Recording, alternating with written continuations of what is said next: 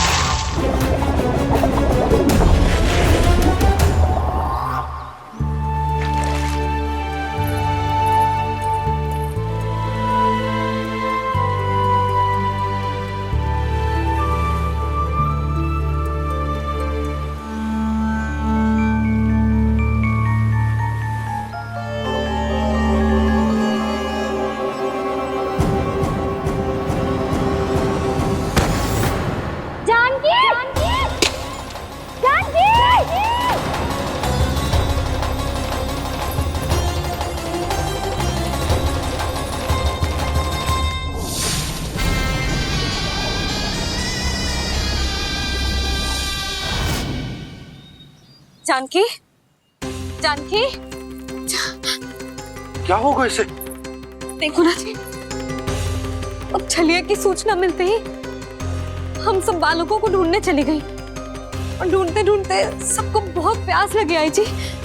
तो जानकी जमुना जी की नदी से जल लेने गई और उसने जमुना जी का पानी पिया और उसकी जेदशा हो गई। बालक कहाँ है? वो ठीक तो है ना? ऊपर ऊपर से सब ठीक है, पर भीतर से बहुत भयभीत है सब। जानकी तो बिल्कुल नीली पड़ गया है, लग तो है विष फैल गया है इसको पूरे तन में। मथुरा के सर्वश्रेष्ठ विदेह जी को बुलाए गए हैं उसके उपचार के लिए। जैसे ही इसने जल को मुंह से लगाया, जे गिर पड़ी, चटपटाने का अवसर भी ना मिलो। हाँ वैद्य जी, और निकटी मृत पशु भी पड़े हुए थे। हाँ, मैंने भी अस्थियां देखी थी। इसका तो यही अर्थ हो सकता है कि समस्या वहाँ के जल में ही हो। वैद्य जी, आप रोगी की नाड़ी पे ध्यान दो ना। जे गोपिया क्या कह रही है उसे सुनने की आवश्यकता ना है। जब तक विष के कारण का पता नहीं चल जाता, हम उपचार कैसे कर सकते हैं रानी जी? जी, वो निकट ही यमुना जी में एक विशेष क्षेत्र है, जे सब उसी के जल की बात कर रही है। तब तो ऐसा भी हो सकता है कि किसी विषैले सर्प के काटने का प्रभाव हो। पर सर्प के काटने का चिन्ह ना है उसके तन पे। सर्प जब काटता है तब उसके दांत के चिन्ह बन जाते हैं। मुझे पता है, बड़े बड़े सर्प को काटते हुए देखो है मैंने। एक दिन अब बस कर उज्जवल, ये बड़ी बड़ी हाँकने का समय ना है। पर यदि सर्प ने ना काटो है, फिर जानकी की ये दशा किसने की? अवश्य किसी राक्षस ने की होगी। नाना, कोई विषैला पशु भी तो हो सकता है।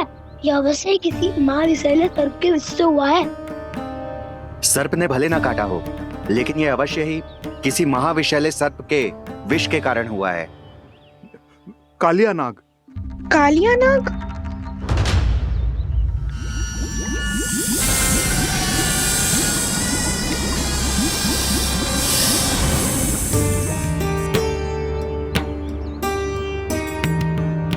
संकेतों से तो ऐसा लगता है कि जानकी ने कालिया नाग के क्षेत्र के विशाल जल पी लियो है। कालिया नाग एक लोक श्रुति है, कल्पना में गढ़ी हुई एक कथा, और कछु ना है। हमें जाके पता लगाना पड़ेगा। पर हमें वहां जाने से मना किया है ना बड़ों ने। उज्जवल सही कह रहे हो है, इस समय जानकी के स्वार्थ से अधिक महत्वपूर्ण और कछु ना है। जानकी हमारे लिए ही जलाने गई थी जी, ना मैं उसे जाने देती ना जैसा वो तो। वैद्य जी, आप शीघ्र कछु करो, कैसे भी कछु भी करो, पर इसके प्राण बचा लो। यशोदा, धैर्य रखो, श्री नारायण पर विश्वास रखो, वो सब ठीक कर देंगे।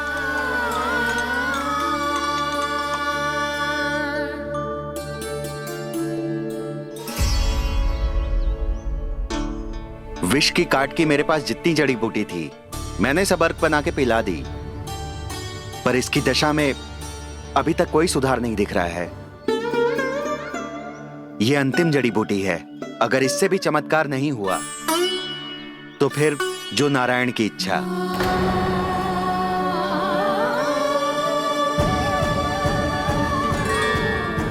पर कोई तो उपाय होगा जानकी को बचाने का।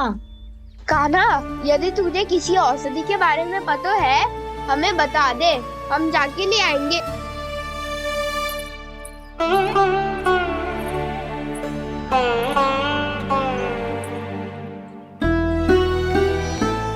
हे नारायण, हे प्रभु, मेरी जानकी के प्राण बचा ले प्रभु। मैं तो मैं अपने आप को कभी क्षमा न कर पाऊंगी। ये सारी मेरे ही कारण बनाई थी। उसकी रक्षा करो प्रभु, मेरी पुकार सुनो। कान्हा, तूने हमें वत्सासुर से बचाया था ना? और बकासुर से भी तो। और छलिया से भी तो तूने ही बचाया था ना हमें? क्या ऐसा कोई उपाय ना है जानकी को बचाने का? धनवंतरी,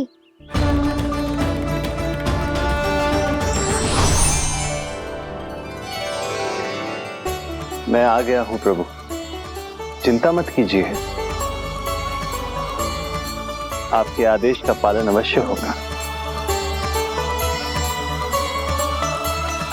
यशोदा मैया,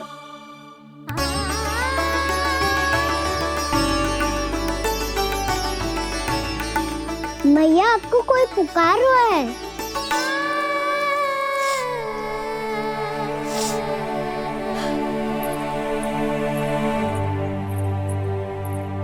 चिंता मत करो मैया, अब धनवंतरी जी आ गए हैं, वो सब संभाल लेंगे। धनवंतरी जी कौन है? जिन्होंने संसार का आयुर्वेद दिया, आरोग्य के देवता, वे श्री नारायण के अवतार।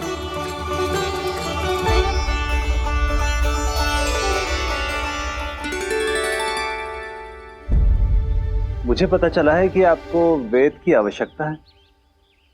हाँ हाँ, भीतर आइए। आइए आइए बैठे जी। जी रहे। मथुरा का सर्वश्रेष्ठ वैद्य अर्थात मैं यहां आ चुका हूं और रोगी को जितनी औषधि की आवश्यकता थी सब दे चुका हूं। निश्चित रूप से आपने विष की काट के लिए बहुत ही उत्तम अर्क तैयार किया है, इसीलिए किसी और वैद्य की आवश्यकता नहीं है। किंतु आप अकेले कितना कुछ करेंगे वैद्यराज, मुझे अपना सहायक ही बना लीजिए। पर जो करना था मैं पहले ही कर चुका हूं। हाँ, वो तो आप कर चुके हैं, बस रोगी के तन से विष निकालना शेष है ना वैद्यराज? हाँ हाँ, बस वही शेष है। इनके रक्त को विष रहित करने में मैं आपकी सहायता करूंगा। पहले ये संजीवनी मानी जाने वाली इन लाल फूलों की बूटी को भी घिसना है ना?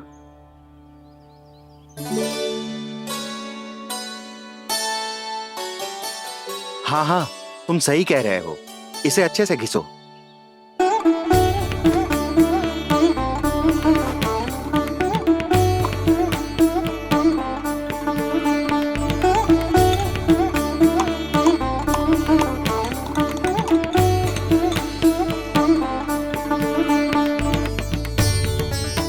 और ये नीले फूलों को भी तो मिलाना है ना? हाँ हाँ, अच्छे सहायक बन सकते हो तुम, ऐसे ही श्रम करते रहो।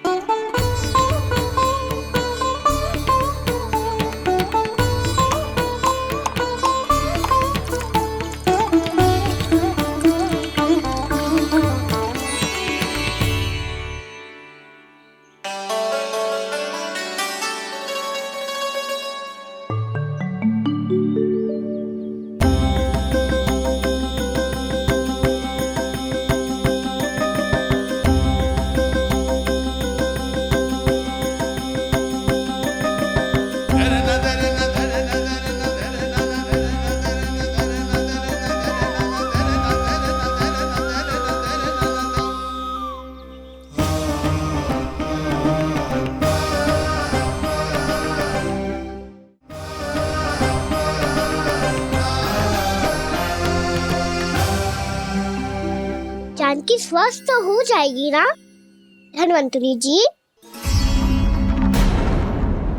धन्वंतरी? प्रभु, अब मैं क्या करूं? आपने तो स्वयं ही मेरी पहचान उजागर कर दी। जी क्या करो कान्हा? आप सब ऐसे क्यों देख रहे हो? मैया कहती है ना, सभी वेद धन्वंतरी जी का ही रूप होते हैं। वाह कृष्णा, चतुर तो हो तुम। वैसे वास्तविक धन्वंतरी मैं हूँ। मेरा अर्थ है वास्तविक वैद्य मैं हूँ। ये तो मेरा सहायक है। मुझे पूरा विश्वास है बिल्कुल ठीक हो जाएगी। वैसे ही थोड़े ना मुझे मथुरा का सर्वश्रेष्ठ वैद्य कहते हैं लोग।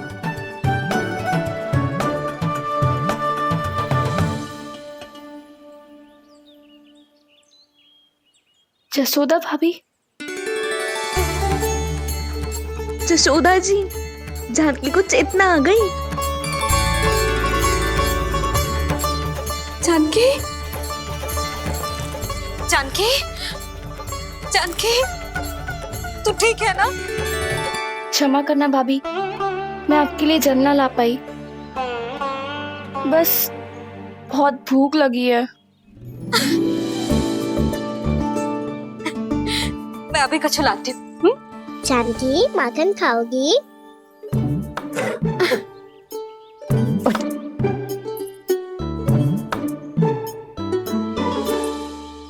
आजा, तू ही खिला दे लल्ला।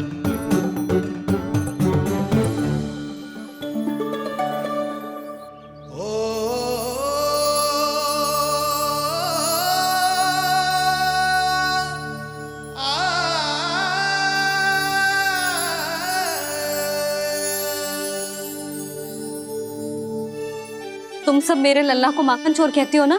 आज देखो, अपना ही माखन जानकी को खिला रहे है।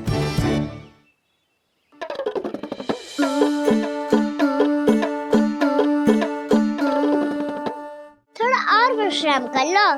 सदैव तुम हम सबकी सेवा करती हो, आज मैं तुम्हारी सेवा करूंगा। जानकी की जिज्ञासा तब हुई जब जय यशोदा काकी की सेवा कर रही थी, और अब देखो स्वयं भगवान ही इसकी सेवा कर रहे हैं। जानते हो इससे क्या सिद्ध होता है? जो भी यशोदा मैया की पूजा करेगा, अर्थात अपने माता पिता की सेवा करेगा, उनके साथ सम्मान से व्यवहार करेगा, ईश्वर स्वयं उसका ध्यान रखेंगे। कभी धन्वंतरी के रूप में तो कभी स्वयं कान्हा के रूप में। भक्त और भगवान का देखो कैसा ये अनुराग, स्वयं करे सेवा प्रभु, अद्भुत गोपी का भाग्य। प्रभु इन सब पृथ्वीवासियों से कितना घुल मिल गए हैं। ना तो ये प्रभु को भगवान मानते हैं और ना ही प्रभु अपने आप को इनसे सर्वश्रेष्ठ समझते हैं। अपने आचरण से ये सिद्ध कर रहे हैं कि ये सभी में हैं और सभी इनका ही अंश है।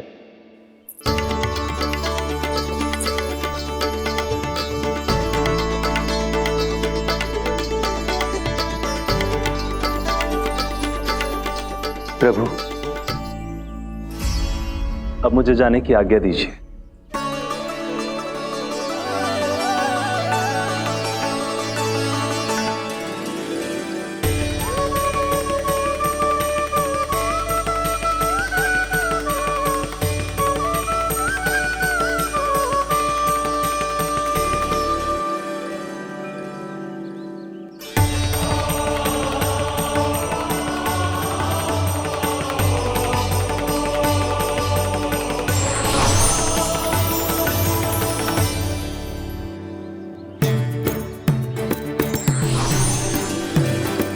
कान्हा ने तो सच्ची में धन्वंतरी जी को बुला लिया था।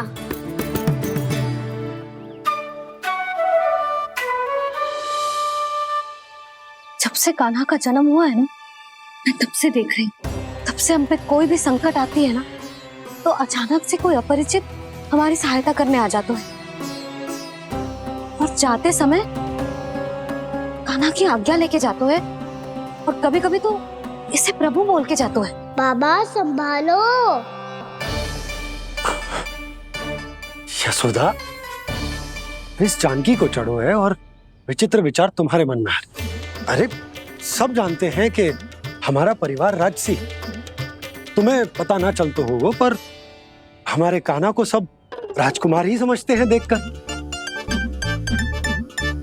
इसीलिए उसे सम्मान देने के लिए सब ऐसा ही करते हैं, और कोई बात ना है।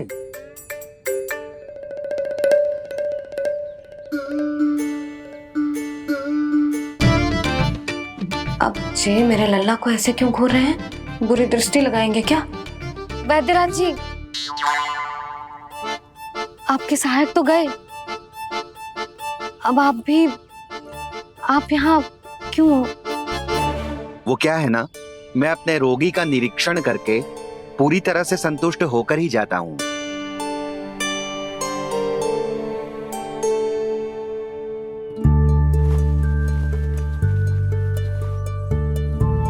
हाँ, संकेत तो अच्छे हैं, कल सुबह तक बिल्कुल ठीक हो जाएगी।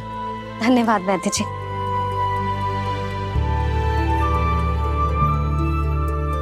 बस तो फिर हम कल पकड़न पकड़ाई खेलेंगे जानकी।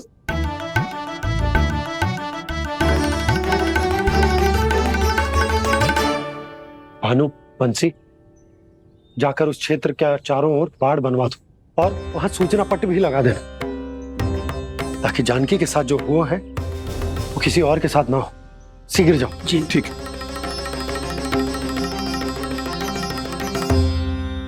बाड़ और सूचना पट लगवाने से समस्या का समाधान नहीं होगा बाबा। निर्दोष पशु सूचना पट देखकर भी कुछ समझ नहीं पाएंगे।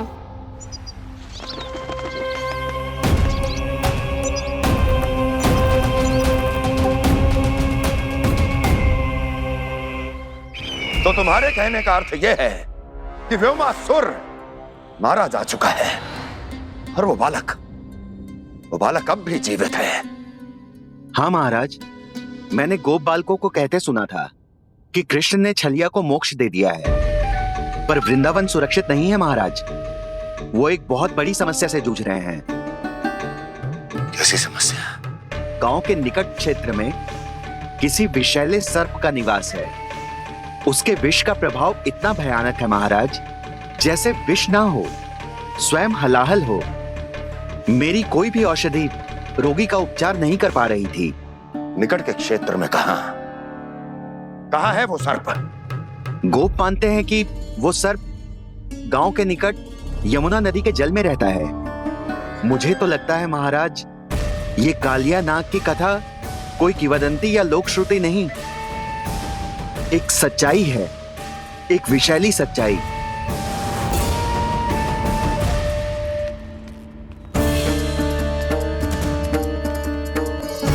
कालिया का सामना करने का समय आ गया है, पर उससे पहले मुझे बुलाना होगा उन्हें।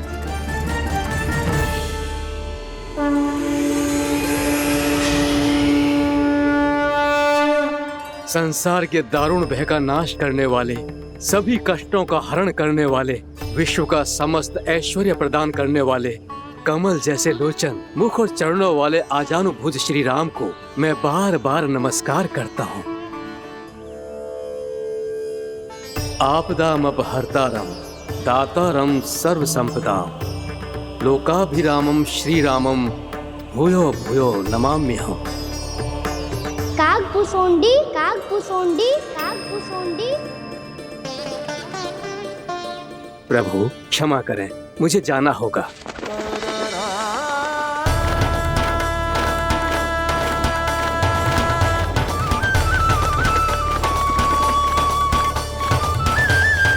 प्रणाम प्रभु। अनेक बार मैं आपके दर्शनों के लिए आया प्रभु। कभी नंद भवन के झरोखों से आपके दर्शन करके चला जाता था, तो कभी दूर किसी वृक्ष की आड़ से आपको निहार लिया करता था। आज आपने स्वयं मुझे बुलाकर धन्य कर दिया प्रभु।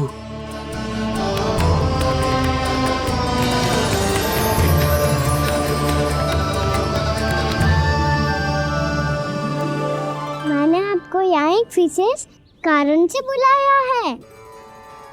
आपके श्राप से इस कालिया नाग को मुक्त करने का समय आ गया है। ये तो बहुत ही उत्तम समाचार है प्रभु। इतने वर्ष बीत गए, मुझे आज भी स्मरण है वो दिन जब मैंने उन्हें श्राप दिया था। अपने क्रोध पर नियंत्रण खोकर बहुत बड़ी भूल कर दी थी मैंने प्रभु। बीती हुई घटनाओं पर दुखी होके कोई लाभ नहीं है। हमें भविष्य की ओर देखना होगा।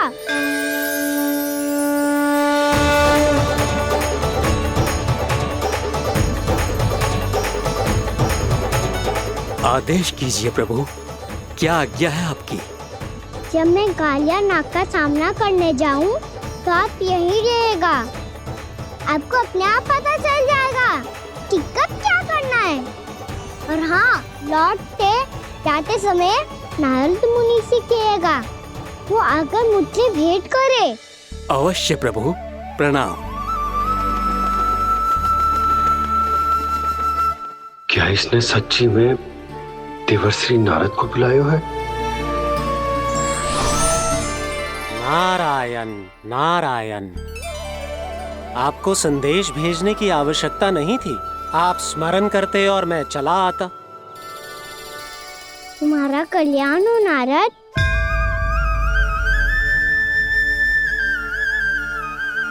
मैंने तुम्हें एक विशेष कार्य के लिए बुलाया है। आज्ञा दीजिए प्रभु। तुम्हें एक बार फिर कंस से भेंट करनी होगी। विचार कीजिए महाराज, क्या आप बिना किसी शंका के कह सकते हैं कि कौन सी पंखुड़ी पहली है और कौन सी 8वीं? उस दुष्ट से भेंट करना स्वयं कीचड़ में उतरने के समान है प्रभु।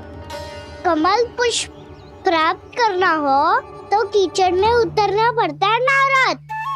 आपका आदेश तो मैं स्वप्न में भी नहीं टाल सकता प्रभु।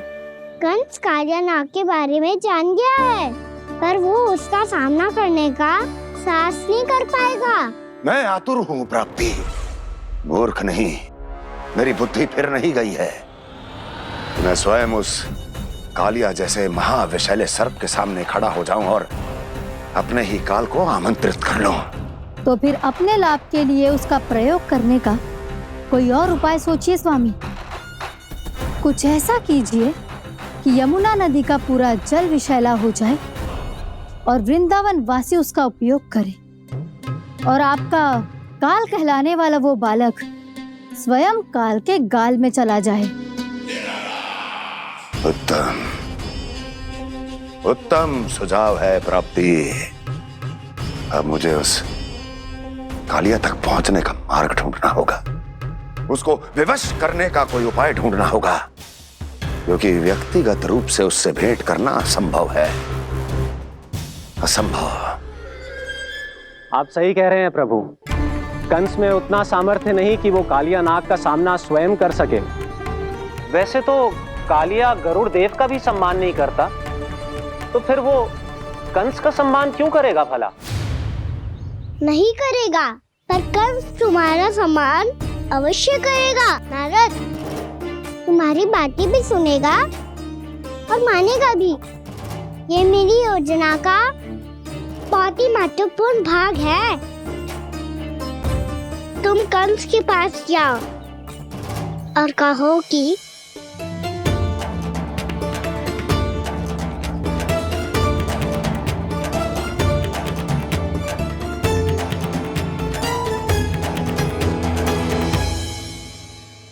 संतान अपने माता पिता को तीर्थ का सौभाग्य दिलाती, और मेरा लल्ला कितना महान कि उसने हमारे घर को ही तीर्थ बना दिया।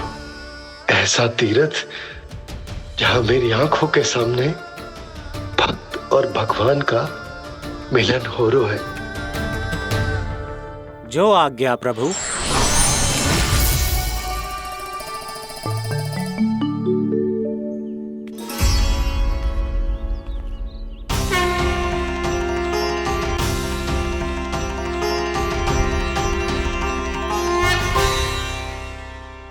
बाबा। कान्हा, ये सब क्या चल रहा है? पहले काक भुसुंडी जी और फिर जे नारद जी। क्या योजना बना रहे हो तुम? कान्हा, बताना लल्ला, क्या सोच रहे तू? कान्हा देख, अगर तुझे अपने बाबा को ना बताना हो ना, तो अपने भक्त को बता दे। क्या सोच रहे हो लल्ला? क्या करने वाले हो आप?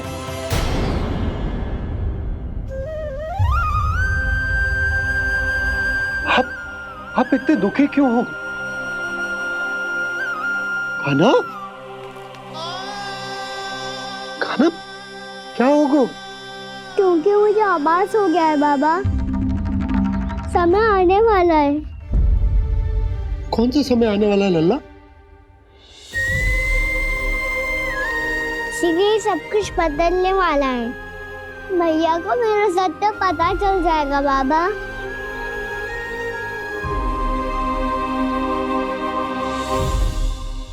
पर लल्ला, इसका काक भुसुंडी और कालिया नाग से क्या संबंध है?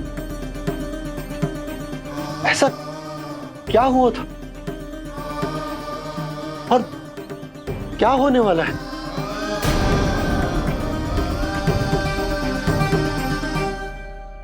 जो होने वाला है बाबा, उसका संबंध उससे है जो सैकड़ों वर्ष पहले हुआ था। महर्षि भृगु के एक वंशज थे वेद शिरोमणि, जो विंध्याचल की पहाड़ियों में साधना कर रहे थे। तभी वहाँ अश्वशिरा नाम के एक दूसरे मुनि आमंत्रण के बिना ही आ गए। कितना सुंदर और शांतिपूर्ण आश्रम है। यहाँ प्रभु की साधना करने में बहुत आनंद आएगा। शीघ्र ही अश्वशिरा मुनि उपस्थिति के कारण होने वाले व्यवधान से बाध्य होकर वेद शिरा मुनि ने अपनी आंखें खोली। कौन हो तुम और यहाँ क्या कर रहे हो? आपके आश्रम में बहुत शांति है मुनिवर। साधना करने के लिए बहुत ही उत्तम स्थान है ये। मैं चाहता हूँ कि मैं भी यहाँ। आप यहाँ साधना करना चाहते हैं, लेकिन इतना भी नहीं जानते कि किसी के आश्रम में प्रवेश करने से पहले उसकी आज्ञा लेनी चाहिए। आप ये भी नहीं जानते कि यदि कोई यज्ञ कर रहा हो तो बिना अनुमति के वहाँ प्रवेश करने से उसकी यज्ञ साधना भंग हो सकती है। आप क्या साधना करेंगे मुनि? आप तो साधना के योग्य ही नहीं हैं। इतना अपमान! एक मुनि के मुख से इतने कड़वे शब्द शोभा नहीं देते।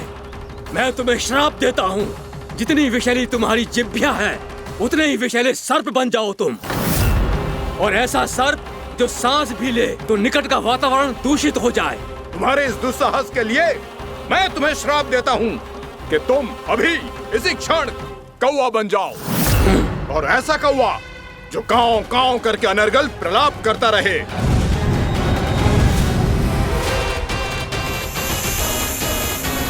ये मैंने क्या किया? ये मैंने क्या किया?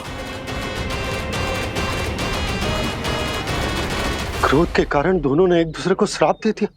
पर दोनों ही मेरे भक्त हैं, और भगवान होकर मैं अपने भक्तों को इतनी कठिनाई में कैसे देख सकता था। इसीलिए जिस संकट में उन दोनों ने अपने आप को फंसा लिया था, उसका समाधान करने में मैं उनके पास गया।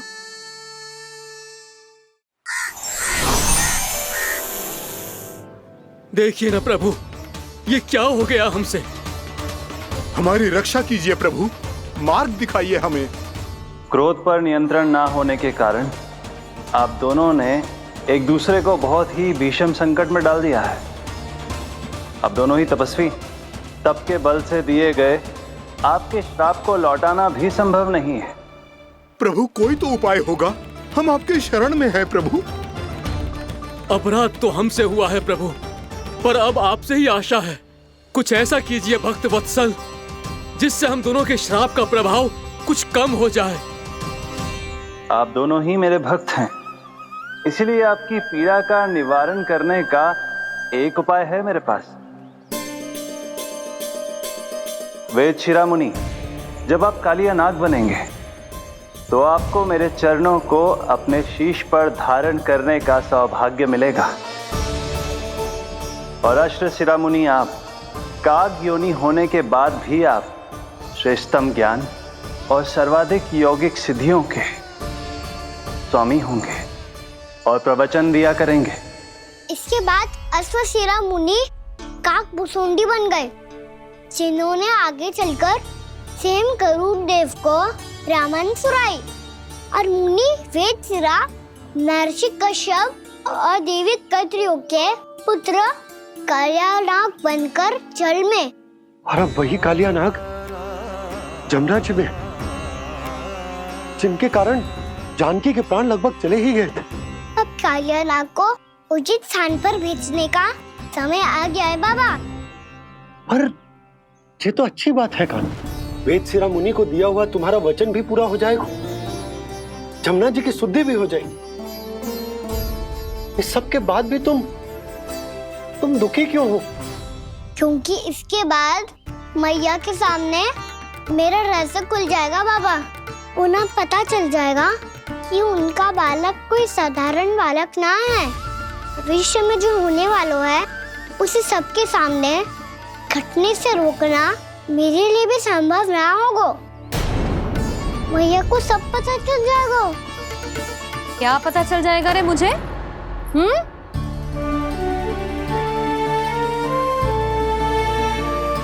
यही कि सबसे अधिक प्रेम मैं आपसे ही करता हूँ। अब बस भी कर, चलो भोजन के लिए बुलाने आई थी तुम दोनों को। भूखा थोड़े ना रहने दूंगी अपने लल्ला को, मेरा लल्ला दुर्बल हो जाएगा ना। आप खिलाओगे तो ही खाऊंगा। हाँ ठीक है, मैं ही खिलाऊंगी। अब चल, आओ जी चल।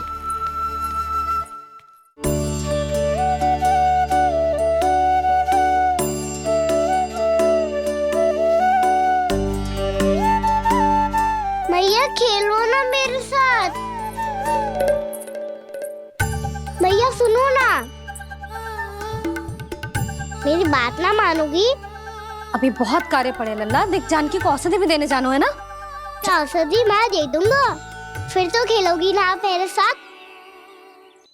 पिछले कुछ दिनों से अपनी मैया का अधिक से अधिक प्रेम पाने का प्रयास करो है कान्हा। इसका तो एक ही अर्थ हो सकता है कि कछु बहुत बड़ो होने वालो है। कान्हा रुक जा लल्ला। कान्हा क्यों तंग कर रहा है? मैया को पहन लेना। कान्हा, कान्हा, ये क्या करो तूने?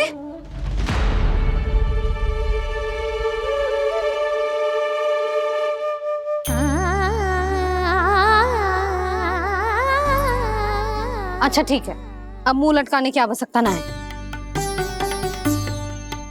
ये ले।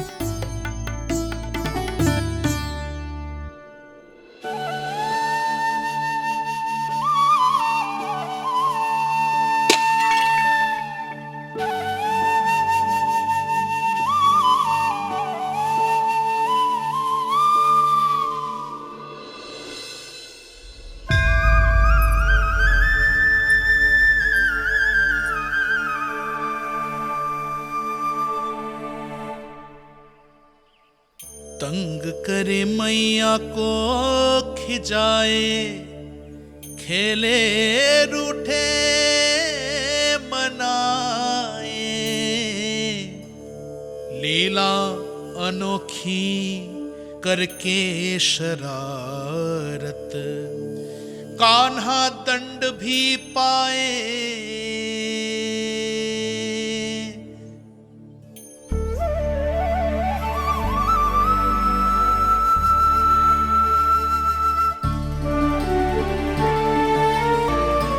रूठना मनाना, खेलना खिलाना, पहले शरारत करके क्रोध दिलाना और फिर क्षमा मांग लेना, ये सब जानबूझकर कर रहे है कान्हा। जैसे जीवन भर के लिए अपनी मैया की ममता को अपने हृदय में समेट कर रखना चाहते हो। कैसे कैसे करूं उस कालिया से मित्रता, कैसे करूं उसका उपयोग?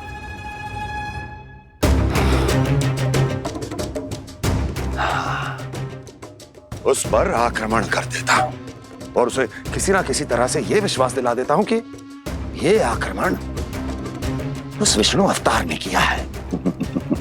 फिर वो क्रोध में आकर सारे वृंदावन वासियों को अपने विष से समाप्त कर देगा। उचित है, ये उचित है। नारायण हरि, नारायण हरि।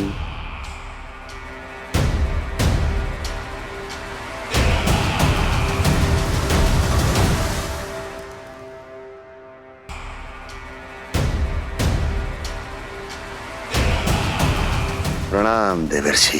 किस योजना में कितना लाभ है और कितनी हानि, यह आंकलन करते करते थक गए होंगे मथुरा नरेश। देवर्षि, आज मेरा ध्यान कैसे आ गया आपको? आप तो सदैव ही मेरे ध्यान में रहते हैं महाराज कंस। सत्य तो यह है कि मथुरा में जो भी हो रहा है मुझसे छिपा हुआ नहीं है। मैं जानता हूं कि आप किसी भी असुर को वृंदावन क्यों ना भेजें, और वो असुर कितना भी शक्तिशाली क्यों ना हो, कृष्ण का सामना नहीं कर पाता। या तो पराजय स्वीकार करके आपके पास लौट आता है, या तो फिर वीर गति को प्राप्त हो जाता है।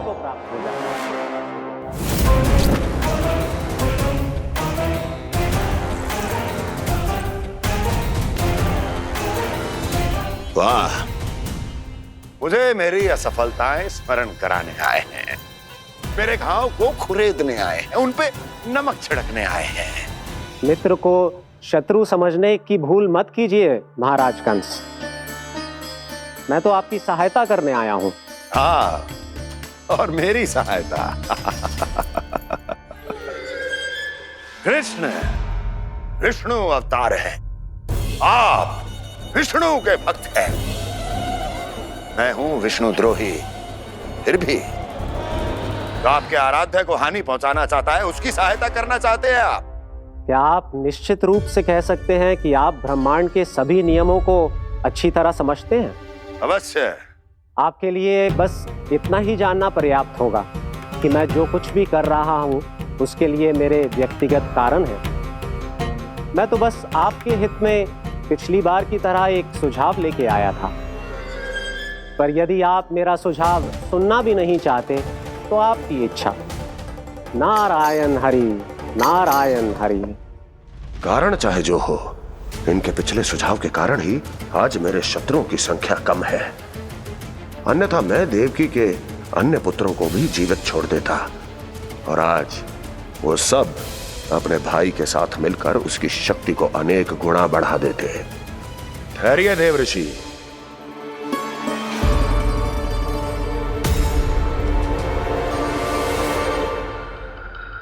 बताइए, क्या सुझाव है आपके पास? मेरे सुझाव का नाम है कालिया नाग।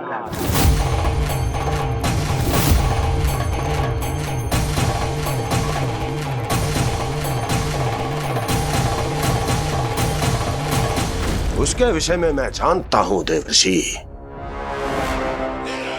तो समस्या यह है कि मैं स्वयं उससे मिलने नहीं जा सकता, उससे भेंट नहीं कर सकता।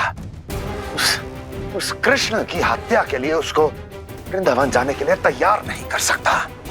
तो मत जाइए उसके सामने, और ना उसे भेजिए कृष्ण के सामने। हर बार आप किसी न किसी असुर को अपने शत्रु के क्षेत्र में भेजते हैं, जहां शत्रु उसका सामना करने के लिए पूरी तरह से तैयार होता है और आपका असुर मारा जाता है। इस बार शत्रु को युद्ध स्थल चुनने का अवसर मत दीजिए महाराज। इस बार योजना का जाल ऐसे बुनिए कि कृष्ण स्वयं उसके पास जाने के लिए विवश हो जाए। कालिया नाग स्वयं काल है, मृत्यु का दूसरा नाम है। उसके विष का उपयोग अपने लाभ के लिए कीजिए महाराज। वैसे कालिया के विष की अधिकता का अनुमान तो होगा ही आपको।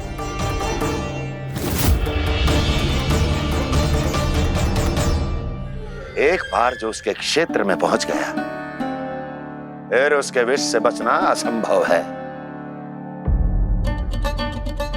उचित सुझाव है देवर्षि, उचित सुझाव है। देवर्षि, उस छलिया विष्णु की भक्ति करते करते आप भी उसके रंग ढंग सीख गए हैं। उचित है। उचित है।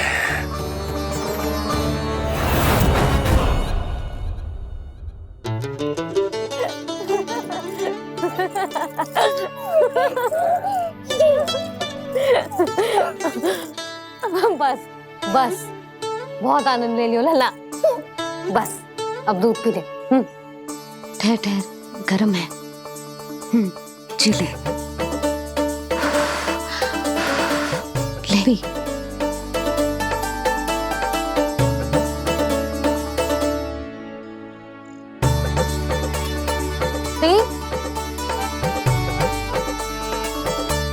मैं ना होती तो ना जाने क्या होता तेरा। अपने आप दूध भी ना पी सकते है, भावला कहीं का। आपकी इस प्रेम के लिए तो मैं धरती पे आया हूँ मैया। मैं भी यही सोच रहा हूँ यशोदा कि तुम ना होती तो मेरा क्या होता। इसी बात पे थोड़ा दूध और कजू खाने को दे दो। अरे मैं तो भूल ही गई। तनिक ठहर जाओ जी दूध पी लेना तो आपके लिए भी कछु ले आती हूँ।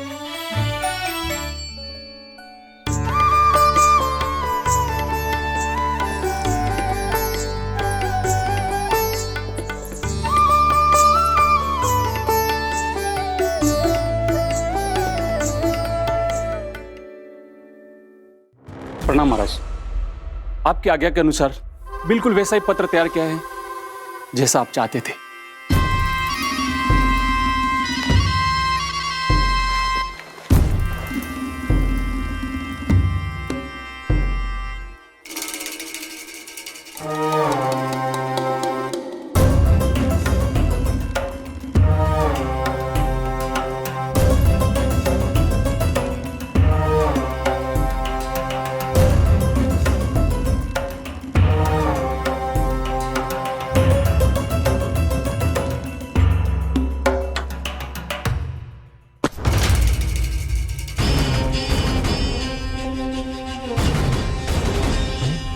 कृष्ण जन्म से लेकर आज तक ये मेरी सबसे महत्वपूर्ण योजना है। इसका सफल होना निश्चित है दूत, किंतु केवल वही करना जैसा मैंने कहा है। जाओ।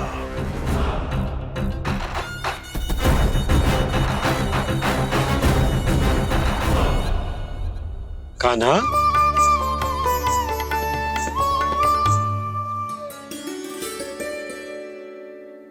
क्या होगा? बाबा मैं चाहता हूँ कि मैया की ममता क्रिस्टल फ्रेम की वर्षा मुझ पे सरतेव ऐसे होते रहे। वो तो होती रहेगी लल्ला। अपने लल्ला के लिए किसी मैया का प्रेम कभी कम हो सकता है भला? नंदराज, वो मथुरा से एक दूत आयो है महाराज कंस का राजपत्र लेके।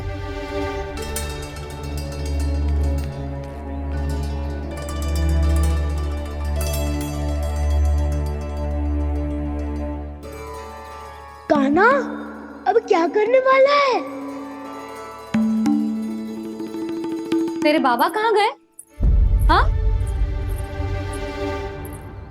कंस मामा का खेल आरंभ हो गया है, पर मैया वो सब सुनेगी तो व्यर्थ चिंतित हो जाएगी। बस थोड़ा बाहर गया मैया, कछु खा लिये से। बाहर इस समय? मैया क्या होगा? मैया देखो ना, पीठ पे कुछ हो रहा है। मेरा हाथ ना पकड़ो, आप करो ना। यहाँ? क्षमा करना मैया, पर अभी बाबा को ही संभालने दो ये सब। कहिए, क्या संदेश लाए हैं आप? नहीं नंदराज नहीं। महाराज कंस का आदेश है कि ये संदेश सभी गांव वालों के साथ ही पढ़ा जाए। ठीक है, मैं गांव वालों के सामने पढ़ दूंगा, पर मुझे तो दीजिए पढ़ने के लिए। महाराज की आज्ञा का पालन करना आपके लिए भी आवश्यक है नंदराज। सभी गांव वासियों की सभा बुलाइए। बंसी, सभी गांव वालों की सभा बुलाओ। राजपत्र में ऐसा क्या संदेश भेजो है कंस ने? अब मेरे पत्र को पढ़कर सब भौचक के रह जाएंगे। और वो कृष्ण, उस कृष्ण के पांव के नीचे से तो भूमि खिसक जाएगी, आकाश फट पड़ेगा, बिजलियां गिर जाएंगी। प्राप्ति, ओ प्राप्ति, कंस का पत्र स्वयं को बहुत अधिक शक्तिशाली समझता है ना वो। अब देखता हूं कैसे वो इस महासंकट का सामना करता है। वो कृष्ण, वो अपनी मृत्यु स्वयं चुनेगा या मृत्यु की वेदी पर चढ़ा देगा प्रिय वृंदावन वासियों को।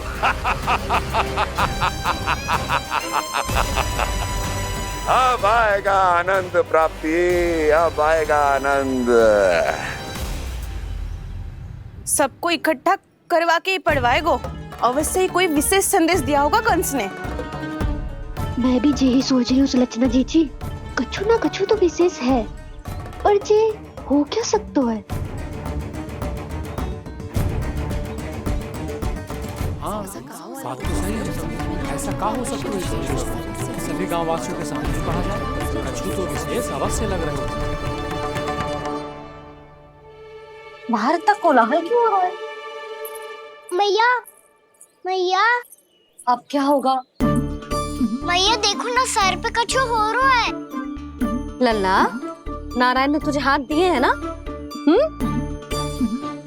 पीठ की बात अन्य थी। अपने सिर की सेवा स्वयं कर। सर पे तो हाथ पहुंच रहा है ना?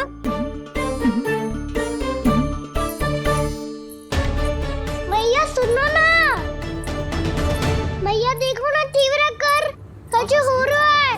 मैया देखो ना, तीव्र कछु हो रहा है।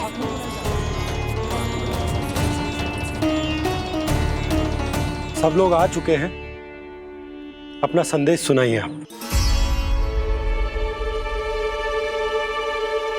गोपराज नंद और सभी वृंदावन वासियों को सूचित किया जाता है कि मथुरा अधिपति और आप सभी के महाराज कंस ने कल सुबह भव्य पूजा का आयोजन किया है।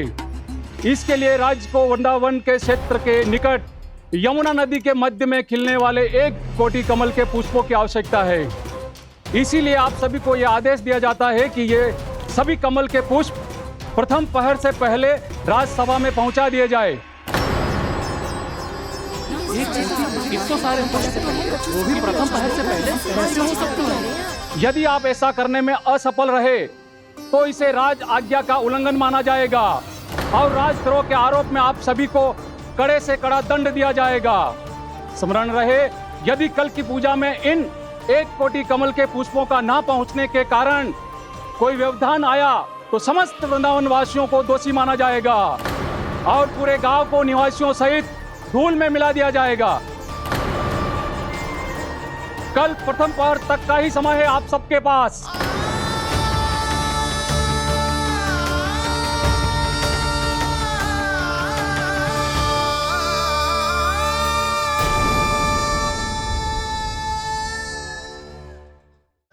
एक कोटि कमल पुष्प, वो भी कल प्रथम प्रहर में?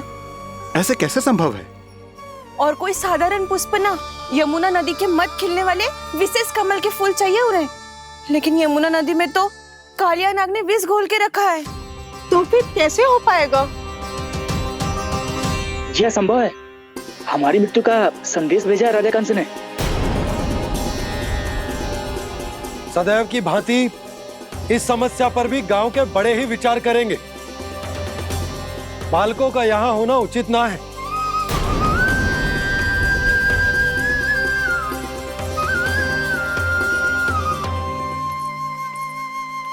लल्ला, ले जगेंद ले, जा अपने सखाओं के साथ खेल। सुबह उज्जवल, मधुमंगल वसंता, देखो मैया ने क्या दिया है। चलो खेले, बहुत आनंद आएगा आज।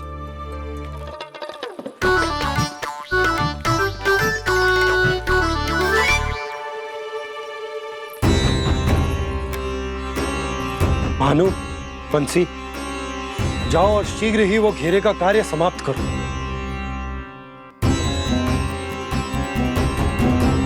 पर कछु ना कछु तो करना पड़ेगा ना।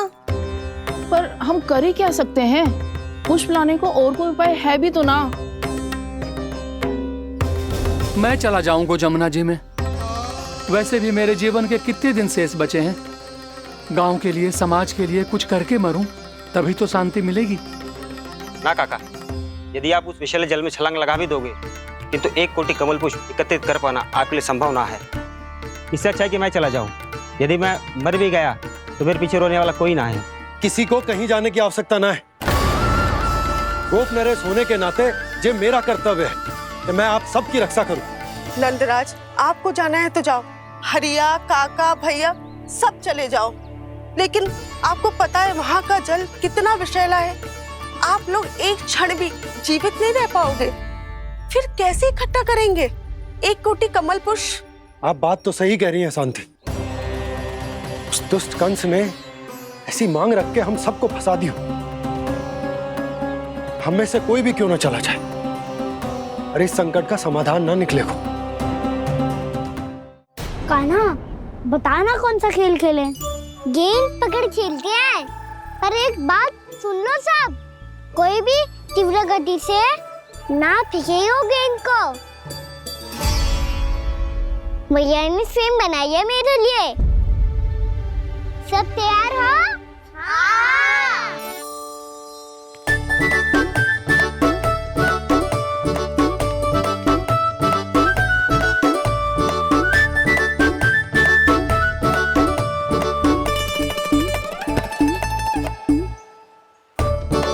मुझे दो, मुझे दो।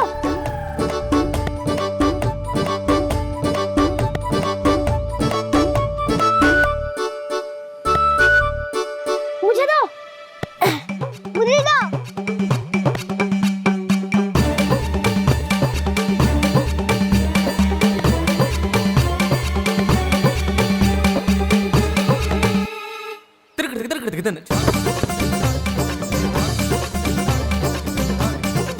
कान्हा, इतनी धीरे से फेंकेगो तो कैसे आनंद आएगो?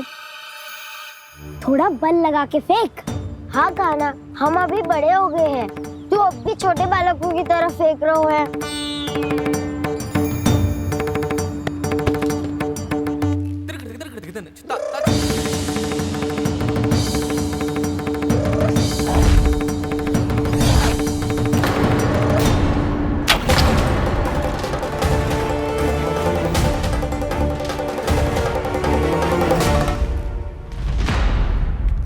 दीदी जी क्या करो कान्हा?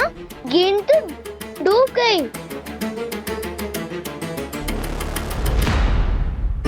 अच्छा, तो ये सब इसकी योजना का भाग था ताकि ये कालिया का सामना कर पाए। तुम सबने तो कही थी तीव्र गति से फेंको। देखो फिकवा दी ना मेरी गेम। मुझसे नदी में। अब मुझे जाके लानी पड़ेगी। रुक जा कान्हा, रुक जा कान्हा। जी क्या बोल रहे थे कान्हा? इसमें तो बहुत संकट है। कोई भी संकट मेरी मैया का उपहार खोने से बड़ा ना है। बहुत प्रेम से बना के उन्होंने दी थी। हे नारायण, कोई उपाय समझ में ना आ रहा है। भैया, अब कैसे करेंगे हम अपने गांव की रक्षा? कीड़े पड़ेंगे उस दुष्ट को। यदि उसके कारण किसी के प्राण चले गए तो कौन सा फल मिलेगा उसे इस पूजा का? तुम सही कह रही हो यशोदा। और हमारे पास कोई और दूसरा विकल्प भी तो ना है। यदि हमने मथुरा की राज आज्ञा का पालन ना किया तो इसका दुष्परिणाम पूरे गांव को भुगतना पड़ेगा।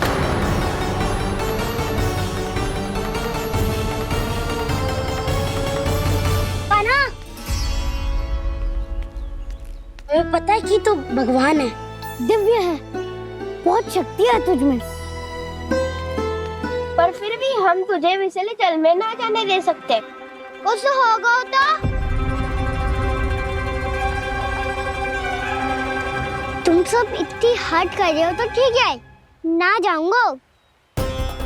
गेंद कहाँ गिरी है, कितनी दूर गई है, ये तो देख लूं, ताकि उसे बाहर निकालने का कोई उपाय ढूंढ पाऊं।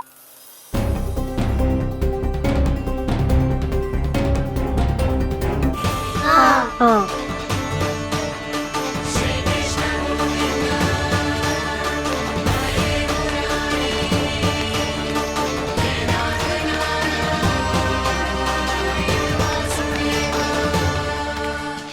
कान्हा की ये लीला तो समझ ही नहीं आ रही। पहले इसने देवश्री नारद को मथुरा जाकर कंस को भड़काने के लिए कहा, फिर स्वयं ही दुखी भी हो गया कि अब इसका रहस्य सबके सामने खुल जाएगा। और अभी स्वयं ही तो इसने कहा था कि गेंद बहुत महत्वपूर्ण है, फिर स्वयं ही उसे नदी के विसले जल में फेंक दिया।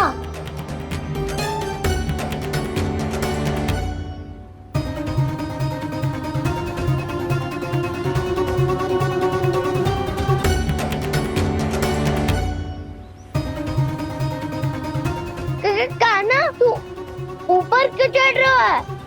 अरे ऊंचाई से देखूंगा तभी तो गेंद दिखेगी।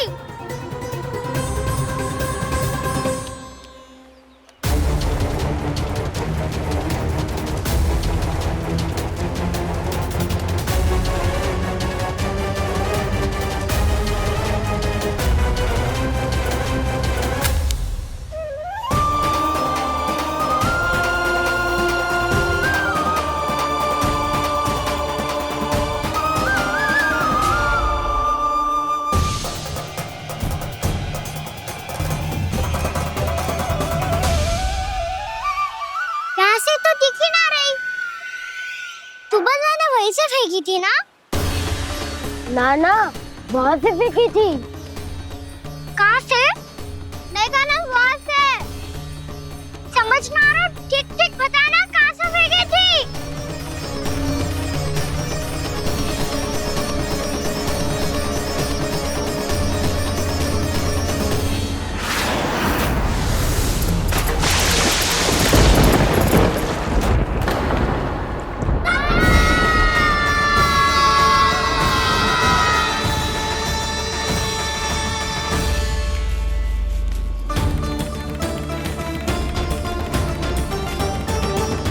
कालिया नाग के क्षेत्र में जाकर कोई भी जीवित वापस ना लौट सको है।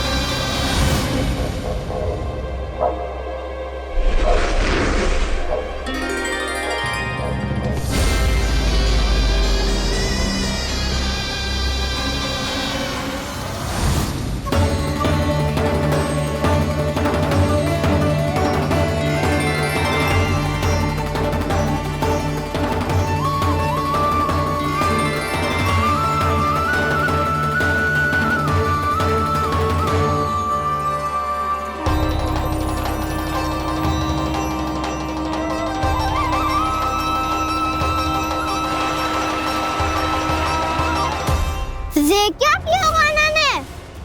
कालिया नाग तो उसे देखते ही निकल जाएगा।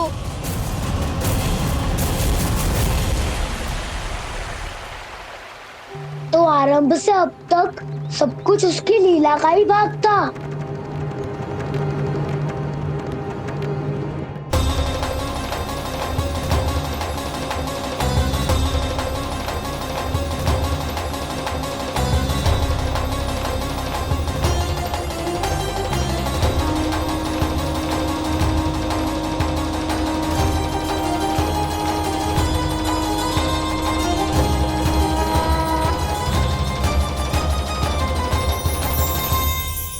इतना सुंदर रूप, मन मोहने वाली मुस्कान, अद्भुत तेज और भगवान जैसी दिव्यता। कौन हो तुम? हाँ, तुम्हें देखकर तो हम सब सम्मोहित ही हो गए।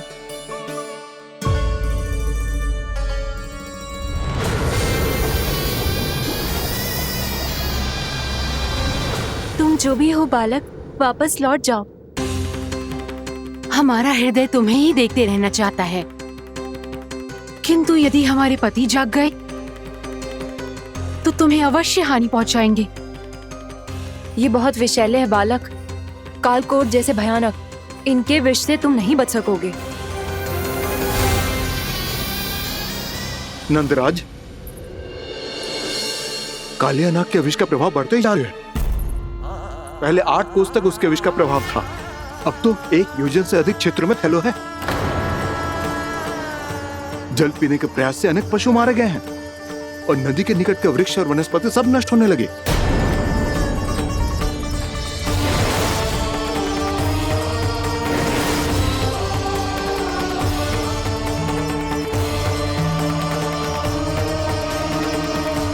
इनके विष की तीव्रता इतनी अधिक है बालक कि इनके संपर्क में आने वाले को तड़पने का भी अवसर नहीं मिलता। इनके विष की अग्नि क्षण भर से भी कम समय में प्राणवायु को जलाकर राख कर देती है।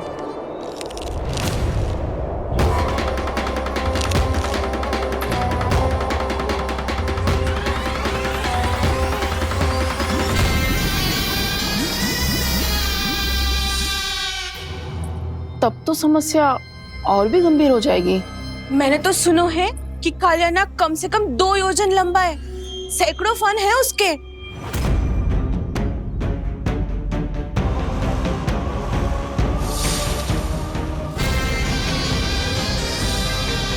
इसका अर्थ तो ये है कि हम दोनों ओर से फंस गए। एक और कंस को 1 कोटि कमल पुष्प देने जो कि कालिया नाग के क्षेत्र में पड़ते हैं, और दूसरी ओर उस कालिया नाग का विष यमुना जी के क्षेत्र में बढ़ता ही जा रहा। इसके कारण हम ही नहीं, निर्दोष पशु पक्षी भी संकट में। इन दोनों समस्याओं का एक ही समाधान है, उस कालिया नाग का सामना करना।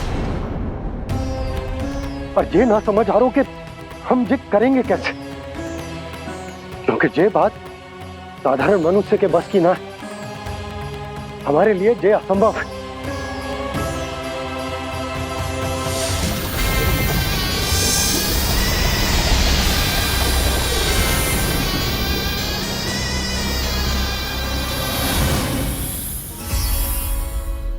अब तो तुमने अपनी आंखों से भी देख लिया बालक, ये कितने विषैले हैं। नींद में भी विष उगलते हैं। इससे पहले कि तुम्हें कुछ हो जाए, चले जाओ यहाँ से, मान लो हमारी बात। आप सब मुझे जानती भी नहीं और फिर भी मेरी इतनी चिंता कर रही हैं आप। माँ की ममता भेदभाव नहीं जानती। तुम भी किसी के पुत्र हो और हम सब भी माँ हैं। एक माँ को हर बालक में अपनी ही संतान दिखाई देती है, इसलिए हम तुमसे विनती करते हैं, वापस चले जाओ, बचा लो अपने प्राण। मेरी चिंता मत कीजिए, मुझे कुछ नहीं होगा। होगा, अनर्थ होगा यदि ये उठ गए तो।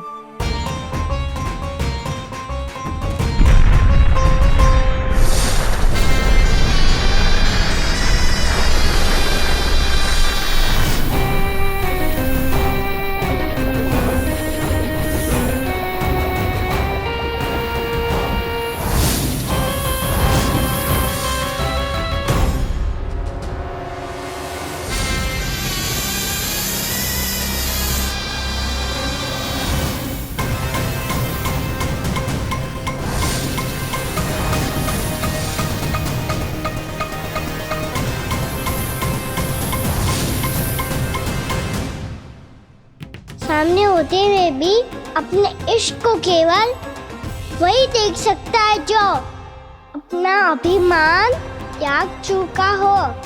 पर पूर्व जन्म में मेरा भक्त होने के नाते मेरा सत्य स्वरूप देख पाने में मुझे इसकी सहायता करनी चाहिए।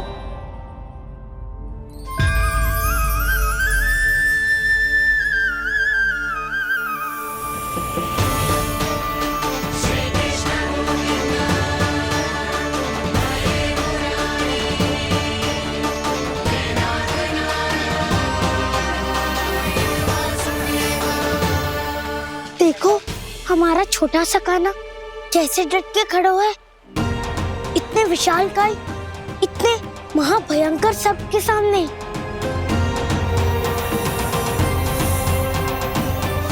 ये कोई भगवान नहीं है जो इसके सामने हाथ जोड़ रही हो तुम सब।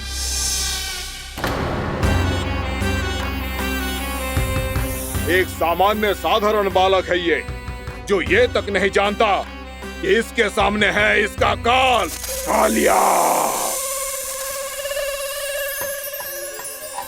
तू कौन है बालक? मेरे इतने निकट आकर भी तू जीवित कैसे है? मेरी नहीं, अपनी चिंता करो कालिया। बहुत मनमानी कर ली तुमने। अब बस मैं तुम्हें रोकना हूँ। अब बस मैं तुम्हें रोकना हूँ। मैं तुम्हें रोकना हूँ।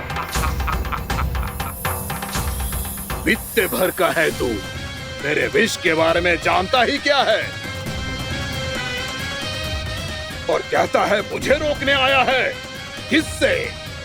किससे रोकना चाहता है तू मुझे? मुझे क्रोध दिलाने की भूल मत कर बालक। अपनी फुंकार से ही तेरी इस मुस्कुराहट को अंतिम मुस्कुराहट बना सकता हूं मैं। शीघ्र बता, कौन है तू और किसने भेजा है तुझे? तुम्हें आवाज भी है कि अपनी पुकारों से तुम कितना विष भूल चुके हो। पवित्र यमुना नदी को कितना दूषित कर दिया तुमने। और यही नहीं, तुम्हारे कारण निकट के जीव जंतुओं, वृक्ष, वनस्पतियों सबको हानि पहुंच रही है। तो क्या? मुझे उससे क्या? मुझे है आपत्ति है मुझे तुम्हारे इस व्यवहार से, और इसीलिए तुम्हें यहाँ से जाना होगा। यहाँ से जाना होगा।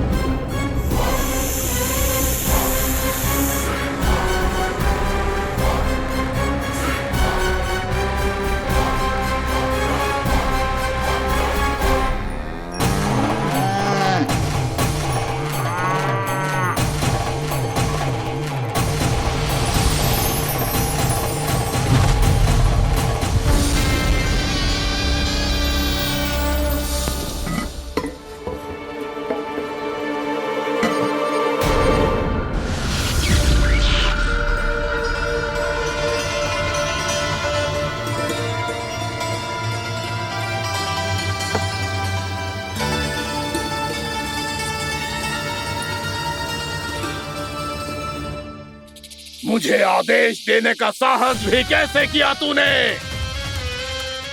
इस क्षेत्र को मैंने अपना राज्य बनाया है, मेरा परिवार रहता है यहाँ, और तू मुझे यहाँ से जाने के लिए कह रहा है? हाँ, क्योंकि तुम्हारे यहाँ रहने के कारण अन्य जीवों को हानि हो रही है, और मैं ऐसा नहीं होने दे सकता। मैं तो बस वही कर रहा हूँ जो एक सर्प का स्वभाव है। विष फैलाना स्वाभाविक है मेरे लिए, इसलिए मुझे चुनौती मत दे बालक। चुनौती तो मैं दे चुका हूँ कालिया। अब तो बस तुम्हें स्वीकार करनी है।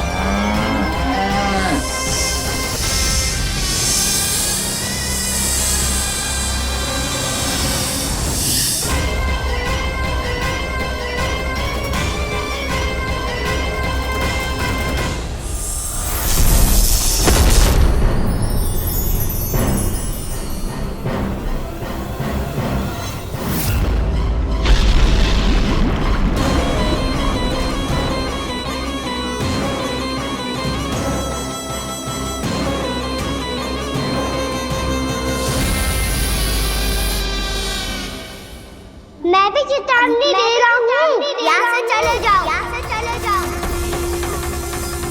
अपनी भूल को पहचानो कालिया, तुम जो कर रहे हो अनुचित है।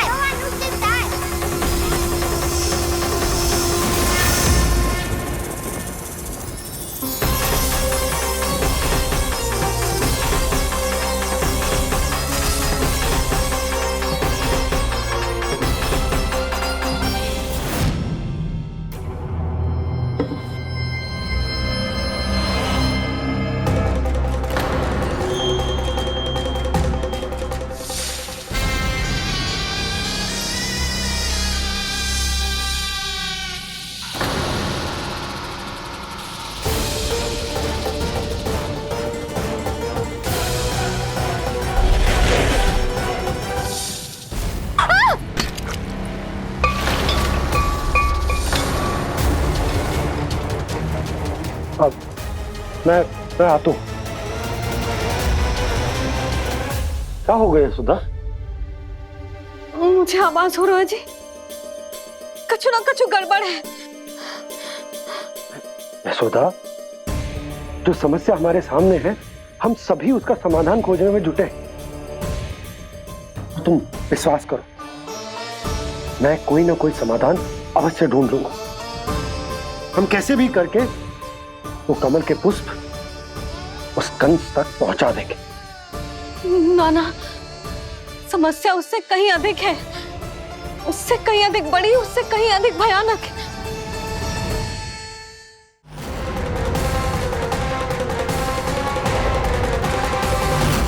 विस्की ये बूंद से ही सबके प्राण चले जाते हैं।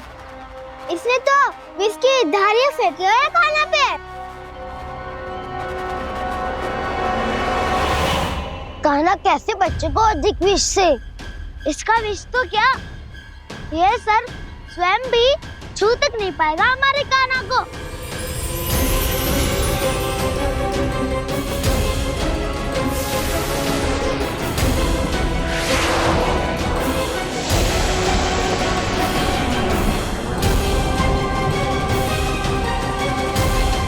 तुम्हारे सखा को, मेरे भाई को कोई हानि नहीं पहुंचा पाएगा। ये कान्हा का सत्य चाहे जो हो बलराम, पर अभी तो जो एक बालक ही है ना।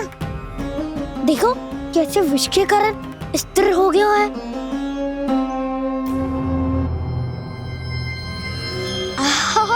हाउ सर्फ ने कितनी आसानी से अपनी पूंछ से बांध लिया है। मुझे यहाँ से भगाना चाहता था ना तू? अब मैं तुझे दिखाऊंगा अपना सामर्थ्य।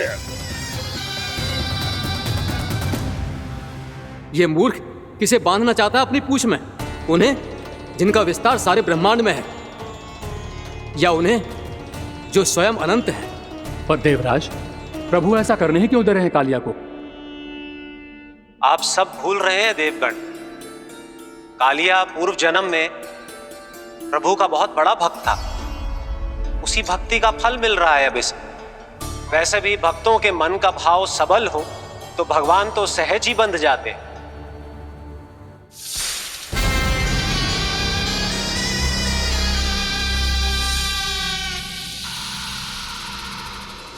बलराम, तुमने ही तो कही थी कान्हा को कछु ना होगो। देखो उस दुष्ट ने चारों ओर से जकड़ लियो है।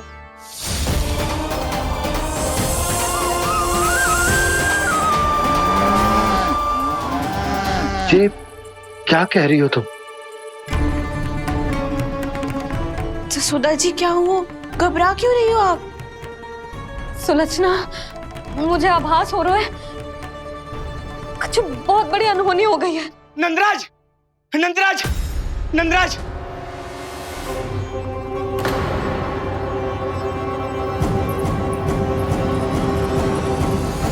नंदराज, कान्हा ने जमदग्नि नदी में छलांग लगा दी है। कान्हा ने जमदग्नि नदी में छलांग लगा दी है। कान्हा ने जमदग्नि नदी में छलांग लगा दी है। कान्हा जमुना में कूद गया है। मुझे लगा था आज कछु गड़बड़ होने वाली है। मुझे आज कान्हा को ना जाने देना चाहिए था।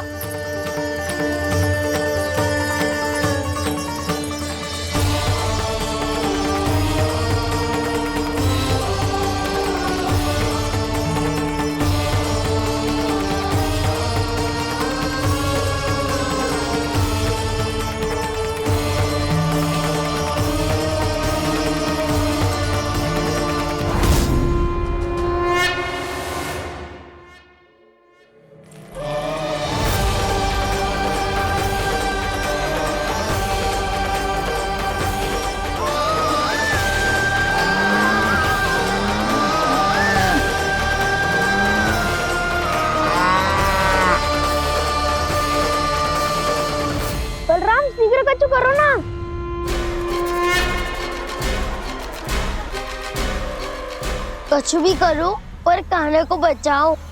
नाग बहुत भयंकर है, कान्हा अकेले ना संभाल पाएगा इसे।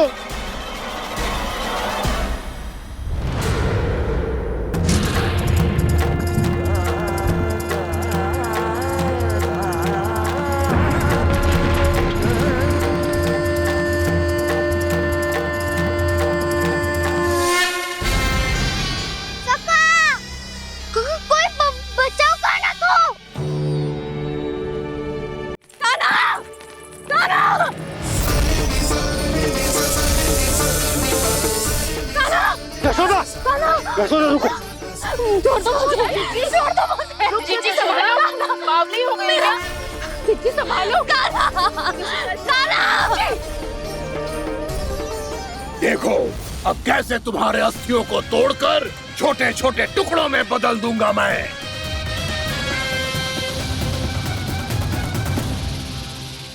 जी आप जाओगी तो आप भी फंस जाओगी।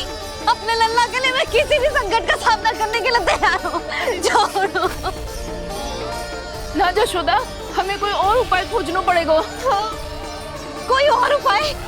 आप देख ना रही मेरा कान्हा किस दशा में है। कान्हा भैया के वश में नहीं है, नहीं तो ये अपने लल्ला के लिए साक्षात काल का भी सामना कर ले। ये तो केवल कालिया नाग है। हे नागराज, आप मेरे प्राण ले लो पर कान्हा को छोड़ दो। ना नागराज, आप मेरे प्राण ले लो, मैं विरोध भी ना करूंगी। ना नागराज, आप मुझे मार दो पर मेरे कान्हा को छोड़ दो। ना ना ना ना नागराज, मेरे प्राण ले लो, हमारे कान्हा से क्या शत्रुता है आपकी? प्रभु के लिए जो प्रेम यशोदा मैया के हृदय में है, वही इन सभी गोपियों के हृदय में भी है।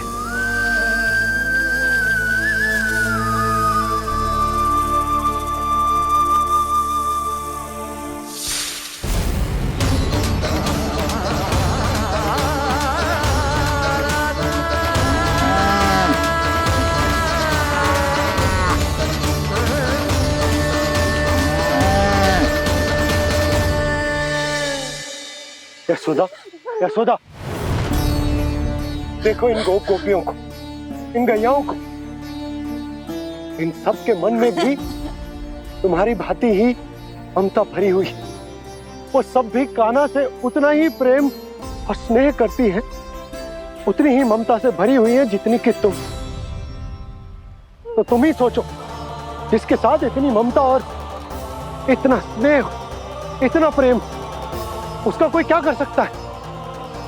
उस कालिया नाग का वेश इस सब आशीर्वादों के सामने कछु ना है। कछु करो जी। उसे बोलो वो मेरे प्राण ले ले, मेरे कान्हा को छोड़ दे। यशोदा,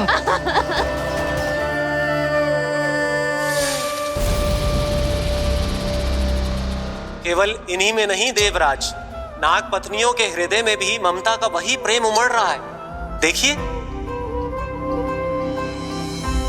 मैं आपके हाथ जोड़ती हूँ स्वामी, इस बालक को छोड़ दीजिए। ये अवश्य ही कोई दिव्य आत्मा है स्वामी। हम आपसे विनती करते हैं स्वामी, इस नन्हे बालक को हानि मत पहुंचाइए स्वामी। मेरी पत्नियां मेरे ही शत्रु के लिए विनती कर रही हैं। अब यदि इसके पक्ष में एक शब्द भी कहा तुम सबने, तो मैं इस बालक से पहले तुम सबके प्राण ले लूंगा। हो रहा प्रसन्न नाग कालिया, विजय को निश्चित जान। रोते बिलखते व्याकुल सब, संकट में देख कान्हा के प्राण।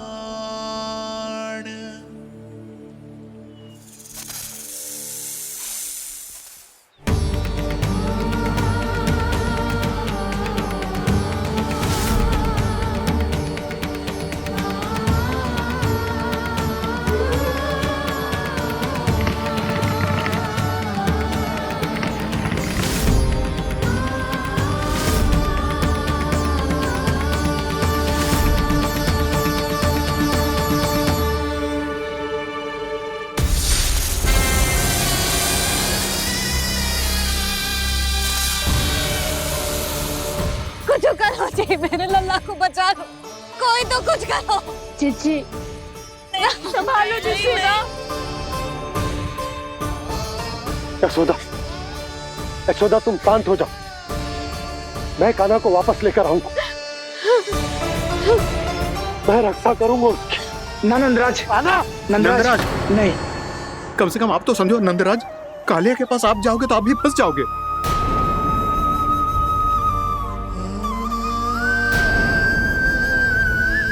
बलराम, तेरा भाई इतनी भीषण संकट में है और तुझे जरा भी दुख ना हो रहा?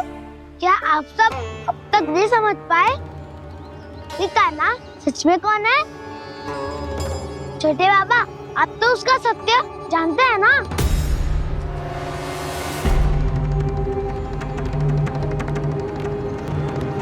मानता हूँ कि आप सब कान्हा के रहस्य के बारे में नहीं जानते, पर क्या उसके जन्म से आज तक घटी एक से बढ़कर एक विचित्र घटनाओं को भी भूल गए हैं आप सब? भूल गए हैं कि कैसी पूतना जैसी राक्षसी उसका कुछ बिगाड़ नहीं पाई, कैसे तरनावती जैसा भयानक राक्षस उसे एक खरोच भी नहीं दे पाया था।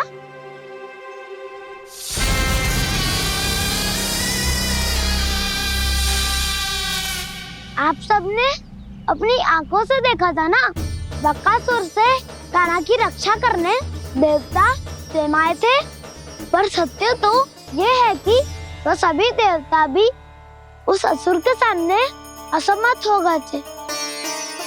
तब कान्हा ने बहुत ही आसानी से उस भयंकर असुर का वध किया था, एक ही बार में धराशायी कर दिया था उसे। तो आप सभी सोचिए, बार बार ऐसे असाधारण कार्य करने वाला बालक साधारण कैसे हो सकता है? अब तो आरंभ से ही सारा सत्य जानते हैं छोटे बाबा। रहस्य छुपाने में सदैव कान्हा की सहायता करते आए हैं आप, और आज आप स्वयं ही उसके सत्य को भूल रहे हैं। और तुम सब भी तो जानते हो कान्हा की शक्तियों के बारे में, तो क्या तनिक भी विश्वास ना है अपने सखा पे? बलराम, जे तू क्या कह रहा है? मैंने जो कहा उसका एक एक शब्द सत्य है छोटी माँ। यदि प्रभु की इच्छा हुई तभी कुछ ही क्षणों में सब कुछ अपनी आंखों से स्वयं अनुभव कर लेंगे आप।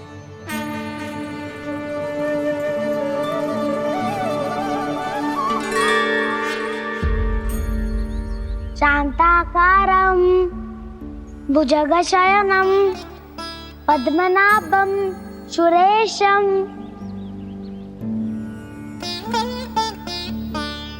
विश्वाधारं गगनसदृशं मेघवर्णं शुभांगं लक्ष्मीकान्तं कमलनयनं योगी वीरध्यानगम्यं वन्दे विष्णुं भवभयहरं सर्वलोकैकनाथम्।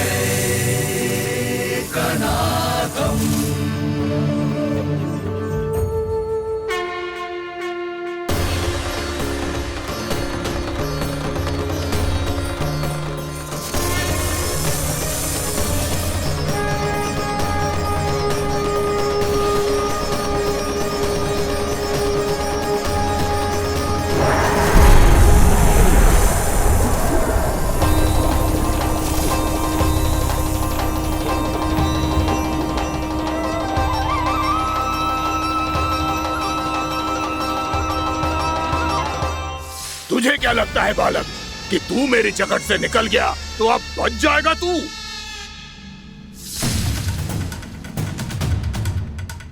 मेरे विष से अपनी प्राण रक्षा करने में सफल रहा, मेरी जकड़ से भी छूट गया, पर मेरे दंश से नहीं बच पाएगा।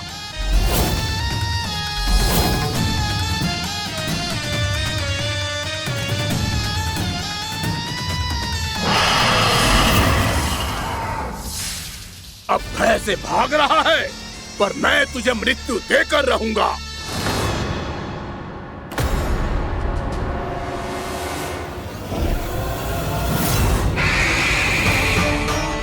कान्हा!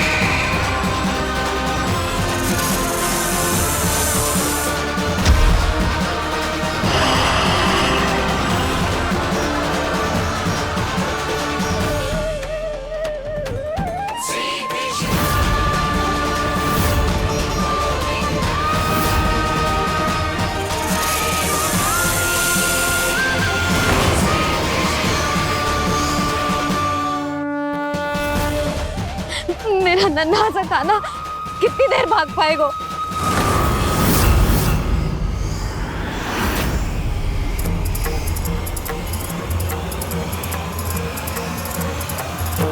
और कितनी प्रतीक्षा करोगे मेरी भक्त कालिया? भक्त नहीं, काल हूँ मैं तेरा। जब अहंकार का मुकुट बुद्धि को ढक लेता है तो भक्त अपने भगवान को भी नहीं पहचान पाता। व्यर्थ की पहेली में मत उलझा बालक। ना मैं भक्त हूँ और ना तू भगवान।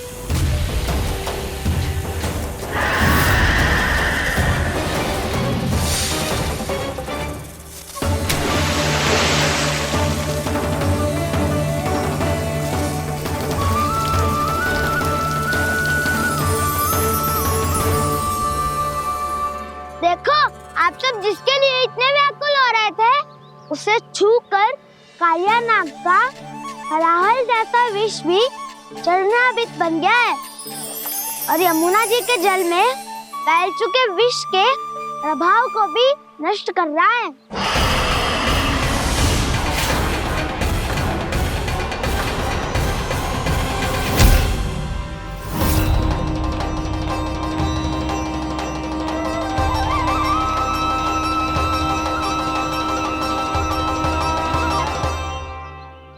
धर्म रक्षक अधर्म विनाशक प्रभु श्री कृष्ण का कौशल सचमुच अद्वितीय है। नारायण नारायण।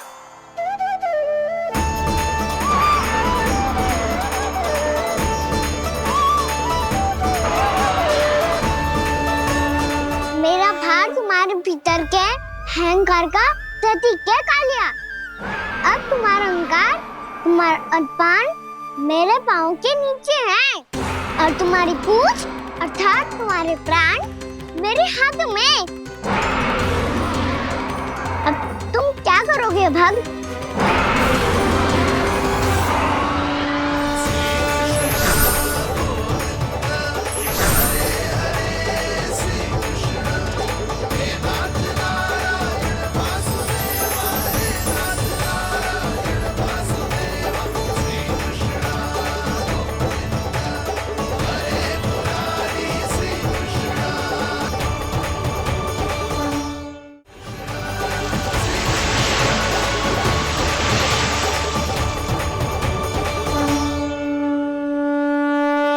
प्रभु, भले ये आपको पहचानने में असमर्थ हो, पर हम सब ने आपको पहचान लिया है। हाँ प्रभु, एक भक्त होने के नाते और एक अर्धांगिनी और माँ होने के नाते मैं आपसे इनके प्राणों की भिक्षा मांगती हूँ। अपनी कृपा दिखाइए और इन्हें क्षमा कर दीजिए। आपके लिए मित्र और शत्रु में कोई अंतर नहीं प्रभु। उसी तरह आपकी कृपा और दंड में भी कोई अंतर नहीं। दोनों दया ही तो हैं, अकारण ही किसी को प्राप्त नहीं होती। हमें विश्वास है कि हमारे पति को मिला ये दंड कोई अभिशाप नहीं है, आपका वरदान है। ये सत्य है प्रभु कि इनसे बहुत से पाप हुए हैं। इनके विष से बहुत सारे जीव जंतु को हानि पहुंची है, पर अब आपके चरण इनके शीश पर पड़ गए हैं। ऐसी कृपा तो बड़े बड़े महान महात्माओं को भी दुर्लभ है, और इन्हें प्राप्त हुआ तो अवश्य ही ये किसी महान पुण्य का ही फल है। हे प्रभु, उन्हीं पुण्य कर्मों की शक्ति का आह्वान कर मैं आपसे विनती करती हूँ, इन्हें प्राणदान दीजिए। मैं अपने इस भक्त को क्षमा अवश्य करूंगी देवियों, यदि ये अपने अहंकार को त्याग कर मुझे पहचान ले तो।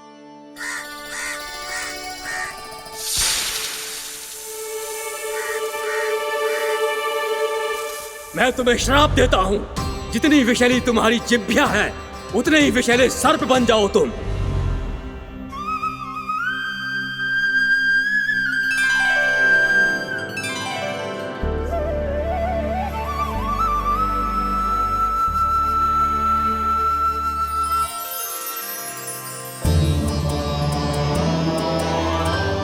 नारायण, मुझे क्षमा कीजिए नारायण। मैं तो आपका परम भक्त था, किंतु मैं आपको पहचान नहीं सका। इसका दंड तो मुझे मिलना ही था, किंतु मैं अब प्रायश्चित करना चाहता हूं। इसके लिए यदि आप मेरे प्राण भी ले लेंगे तो भी मुझे कोई दुख नहीं होगा। मैं अपना जीवन, मृत्यु और अपना अस्तित्व सब कुछ आपको समर्पित करता हूं। तुम्हें तुम्हारे क्रोध के कारण श्राप मिला, जिसे विशाल सर्प के रूप में तुम्हारा जन्म हुआ, और सर्प का तो स्वभाव है विष फैलाना। इसीलिए तुम्हें दंड नहीं दूंगा मैं। शेष सभी अपराधों का पश्चाताप कर लिया, इसीलिए मैं तुम्हें क्षमा करता हूँ कालिया।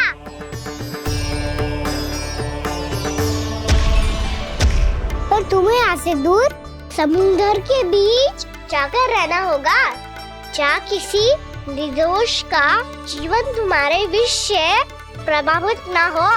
मैं चाहकर भी आपकी इस आज्ञा का पालन नहीं कर सकता।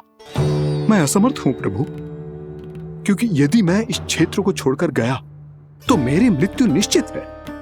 आपसे क्या छुपा है प्रभु? आप तो जानते हैं कि सर्प जाति और आपके वाहन गरुड़ के बीच अनंत शत्रुता चल रही है, जिसका प्रारंभ नागों के द्वीप नागालय से हुआ था।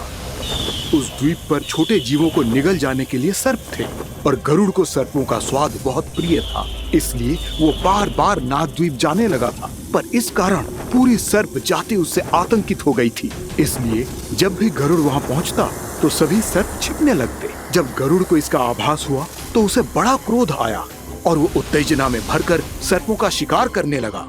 भूख ना होने पर भी उन्हें मारने लगा। अब सर्पों के प्राण हरना उसके लिए खेल बन गया था। इस भीषण समस्या का समाधान ढूंढने के लिए पूरी सर्प जाति महान सर्प वासुकी के सामने इकट्ठी हुई। हे महान वासुकी, हमारी सहायता कीजिए। नागद्वीप पर गरुड़ ने आतंक मचा दिया है। पहले तो वो हमें अपना भोजन बनाता था, लेकिन अब हम उसके खेल का साधन बन चुके हैं। भूख हो या ना हो, जब तब आकर वो हमारे प्राण हर लेता है। अनुचित हिंसा के इस प्रथा का आरंभ सर्पों ने ही किया है। पहले आप सबने पूरे द्वीप पर अधिकार कर लिया, फिर आहार के साथ साथ आनंद के लिए भी आप सभी ने निर्दोष जीवों की हत्या की। और जब सृष्टि का संतुलन बनाए रखने के लिए गरुड़ आपको अपना आहार बनाने आया, तो आप सब अपने प्राणों की रक्षा के लिए छिपने लगे। तो फिर गरुड़ का उत्तेजित होना तो स्वाभाविक ही था। नागनाथ, जो हमने अन्य जीवों के साथ किया वही अब हमारे साथ हो रहा है, परंतु ये भी तो सृष्टि के संतुलन के विरुद्ध ही है ना? अवश्य है, इसलिए मैं गरुड़ से चर्चा करूंगा। धन्यवाद प्रभु।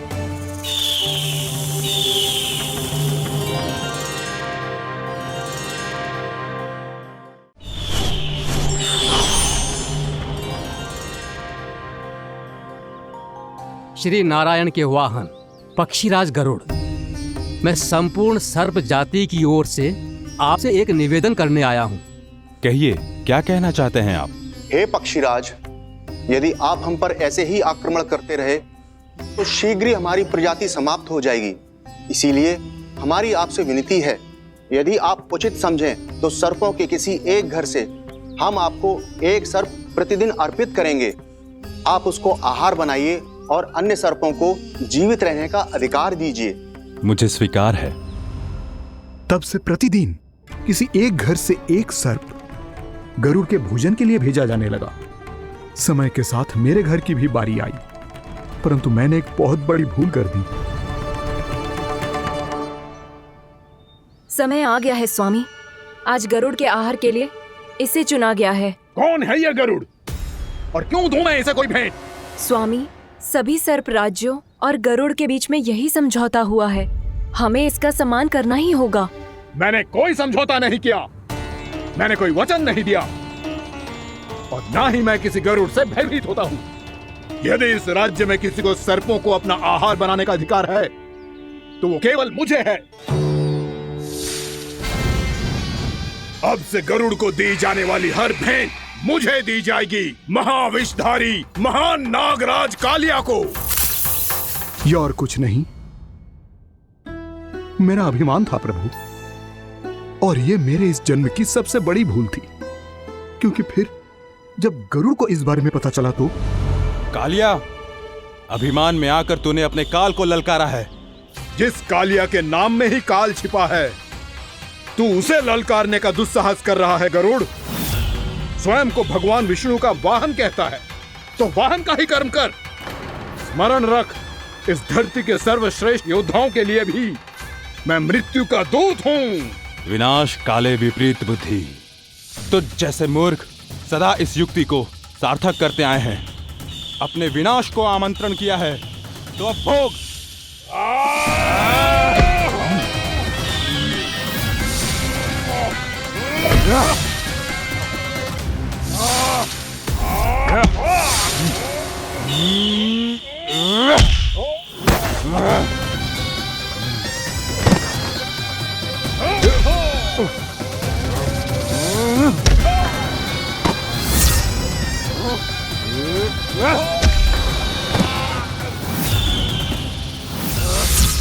जिसने मेरा भोजन चुराने की धृष्टता की है वो इसी योग्य है। तू मुझे जानता नहीं है गरुड़, मैं महाविषधारी नाग कालिया हूँ। तेरा इतना दुस्साहस कि तूने मुझ पर चरण से प्रहार किया। वाह!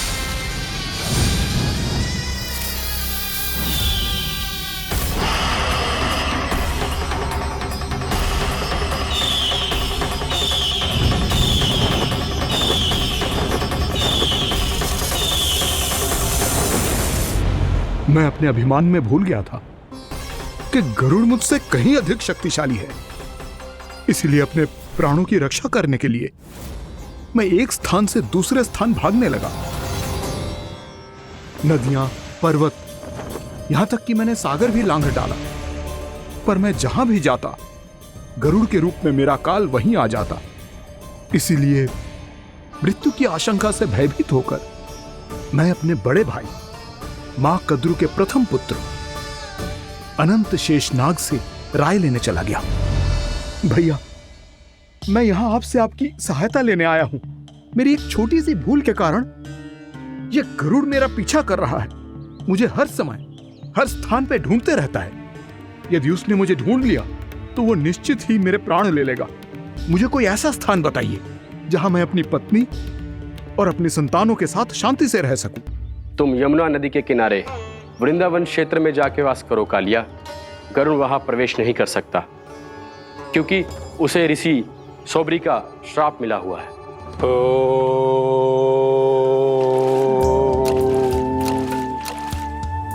ध्यान और तपस्या का नित्य कर्म करते हुए ऋषि के मन में मछलियों के प्रति प्रेम भाव इतना बढ़ गया कि वो भूल गए सभी जीव खाद्य श्रृंखला का भाग होते हैं और मछलियां भी इस नियम की अपवाद नहीं है। उन्हें मछलियों की अटखेली इतनी अच्छी लगने लगी कि वो इस क्षेत्र के मछुआरों को भी मछली पकड़ने की अनुमति नहीं देते थे।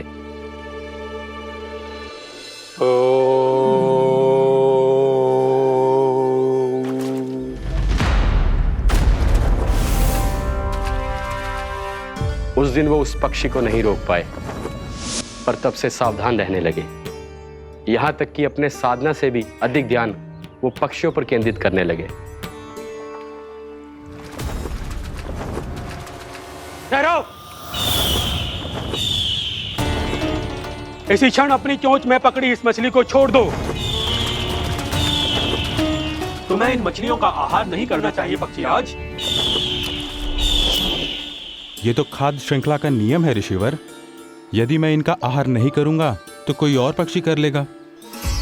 मैं अपने आनंद या प्रतिशोध के लिए इनके प्राण नहीं ले रहा। ये तो बस मेरा भोजन है। पर यह मेरा तपस्या स्थल है। तुम यहाँ शिकार करके मेरी साधना में विघ्न नहीं डाल सकते पक्षीराज। यदि आपकी यही इच्छा है तो मैं आज के बाद यहाँ नहीं आऊंगा।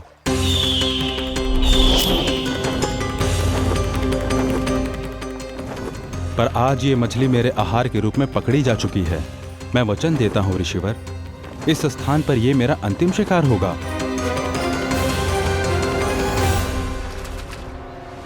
आज के बाद यदि तुमने वृंदावन की निकट उड़ान भी भरी तो तुम सैकड़ों टुकड़ों में फटकर मारे जाओगे पक्षीराज।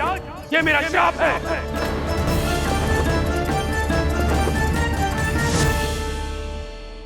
और इसीलिए भैया शेषनाग के सुझाव के अनुसार मैं यहां आ गया।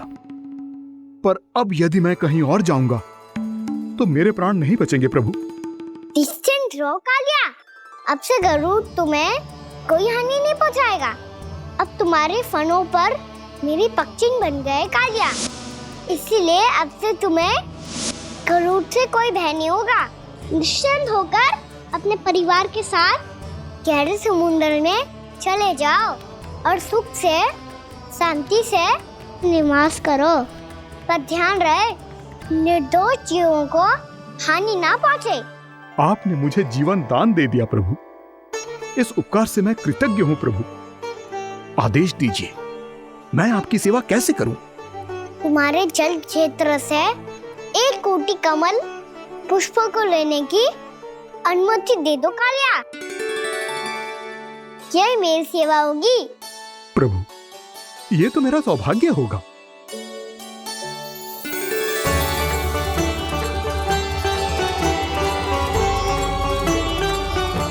एक कोटि के स्थान पर हम 3 कोटि कमल पुष्प ले आए प्रभु। मैं तुम्हारी सेवा भाव से प्रसन्न हुआ कालिया।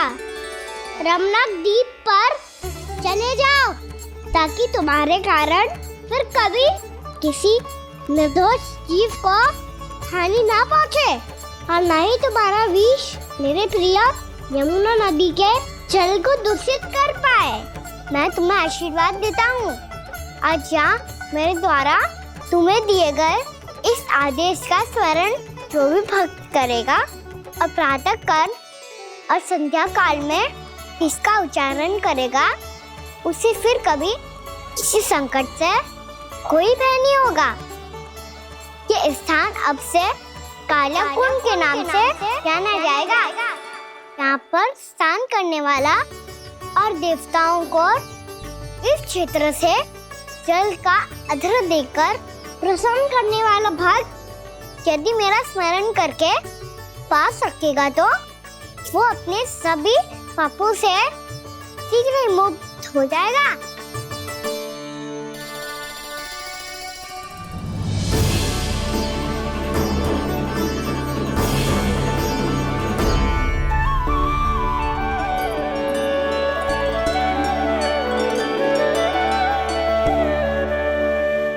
कौन है जी भगवान जिसने अभी अभी कालिया जैसे विशाल विस्तर का सामना किया? क्या एक साधारण बालक जो शीत की अधिकता से ठिठुर रहा है? क्या करूं?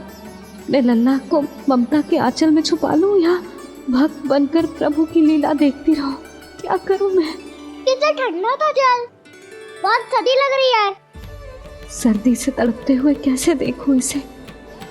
अभी जाके अपने पल्लू से सुखाती हूँ।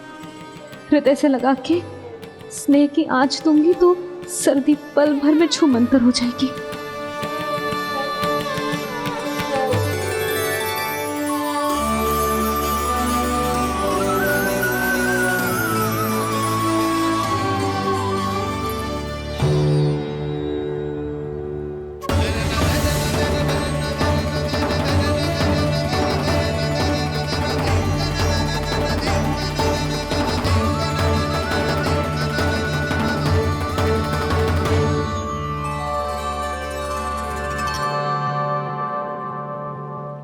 मेरी आवश्यकता ना है इसे। ये तो सच्ची में भगवान ही है जिसकी ठंड दूर करने के लिए स्वयं द्वादश आदित्य प्रकट हो गए।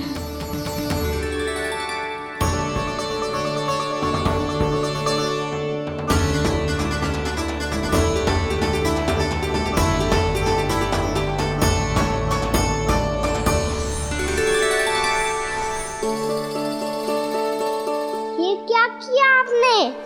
मैया मुझे अपने हृदय से लगाने वाली थी कि आप सब प्रकट हो गए। क्षमा कीजिए प्रभु, पर आपको भीगा हुआ देखकर, ठंड से ठिठुरता हुआ देखकर हमसे रहा नहीं गया। हम अपने वश में नहीं थे प्रभु। भक्ति से भावुक होकर हम प्रकट होने पर विवश हो गए थे। हमारी किरणें जैसे स्वयं ही फूट पड़ी और दौड़ पड़ी आपको सुखाने के लिए। मैं आपका प्रेम, आपकी भक्ति समझता हूं आदित्यगण, और इसीलिए इस समय मैं जहां खड़ा हूं, इस स्थान को द्वादश आदित्य टीला के नाम से जाना जाएगा। द्वादश आदित्य टीला के नाम से जाना जाएगा। हम धन्य हो गए प्रभु। अरे कहाँ जा रहा है? जो गड़बड़ किया है उसे सुधारिए तो सही। प्रभु आज्ञा दीजिए। अपना दाम इतना अधिक बढ़ा दीजिए कि मुझे स्वेद आने लगे, ताकि मैया मुझे स्वेद में लीला देख के और भूल जाए कि मैं भगवान हूँ, और मैया मुझे अपनी गोद में उठा के ले जाए।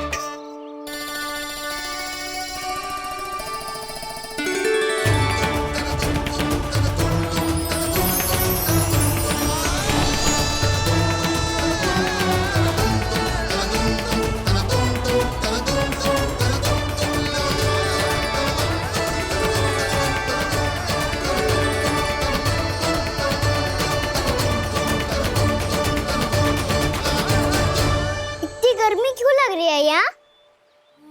स्वेद की एक बूंद भी आती थी तो मैं अपना आंचल लेकर पहुंच जाती थी इसके पास।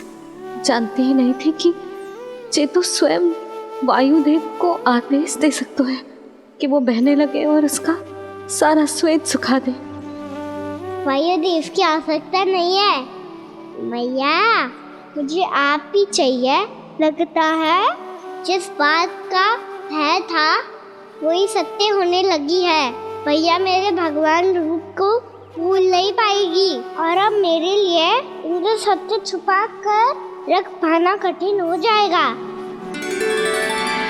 कृष्णा कृष्णा हरे कृष्णा कृष्णा कृष्णा मुरली मनोहर कृष्णा गोपाला गोविंदा हे दामोदरा।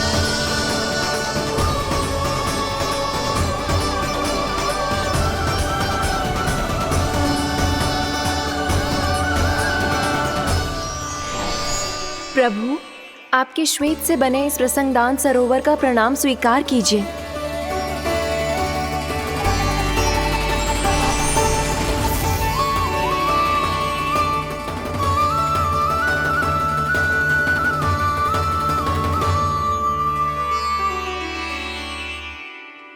ओहो, इस चमत्कार को देखकर भैया को और भी अधिक विश्वास हो जाएगा कि मैं भगवानी हूँ। अब कैसे मनाऊं भैया को कि मैं इनका लाई हूँ।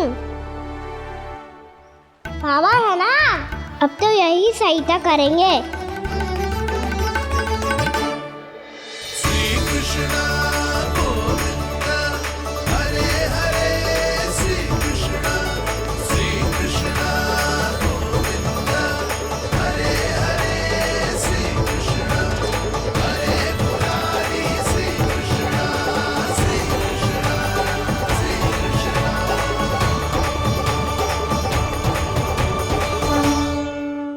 बाबा एक कोटी ना, मैंने तो 3 कोटी कमल पुष्पों का प्रबंध कर दिया है और चिंता करने की आवश्यकता ना है। 1 कोटी कमल के स्थान पर 3 कोटी कमल पुष्प मिल गए हैं। हाँ कान्हा, मैं उचित संदेश के साथ ये सारे पुष्प उस कंस के पास भिजवा दो। महाप्रक्रमी कान्हा की जय, वृंदावन रक्षक कान्हा की जय, महाप्रक्रमी कान्हा की जय। भानु जी नंदराज, बाकी गांव वालों को लेकर ये सारे पुष्प इकट्ठा करो और कंस के दरबार में पहुंचाओ। जी।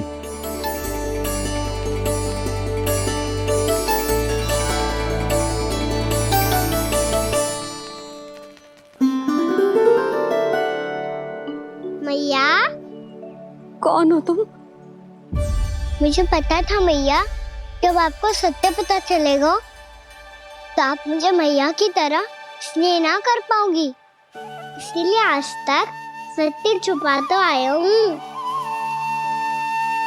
ताकि आपकी ममता, आपका प्रेम अनुभव करने का अवसर मिलता है मुझे। और फिर आज को बताया था ना, जो रहस्य तुमने बरसों तक छिपाया था, उसका भेद खुलने में तुम्हारा ही योगदान है। मुझे कालिया के शीश पर अपने पद चिन्ह रखकर उसे मुक्त कराना था दाऊ, वचन दिया था मैंने उसे। इसके अतिरिक्त निर्दोष पशु पक्षियों के जीवन को कालिया के विष से ही बचाना था मुझे। इसमें कंस को तो सम्मिलित करना ही था, ताकि जब मैं कालिया का सामना कर रहा हूँ तो वो किसी और असुर को समस्या बनाकर वृंदावन ना भेज दे। पर इस सबसे बड़ा एक कारण और था दाऊ, मैं चाहता था कि मैया को सत्य पता चल जाए। पर क्यों कहा ना? क्योंकि मुझे लगने लगा था कि मैया से ये रहस्य छुपाकर इनके साथ धोखा कर रहा हूँ। अपराध बोध से दबा जा रहा था मैं।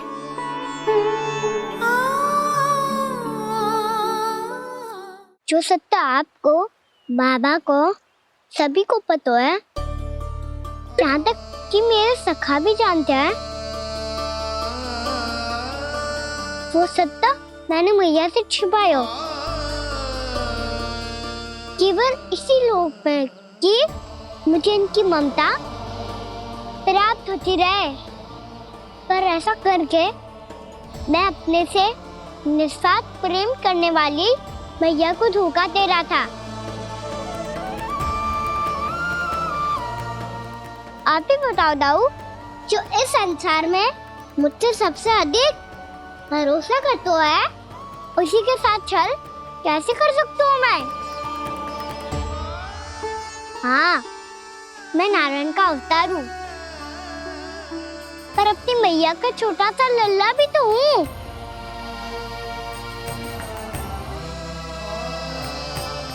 इसीलिए तो यमुना जी में छलांग लगाने का एक कारण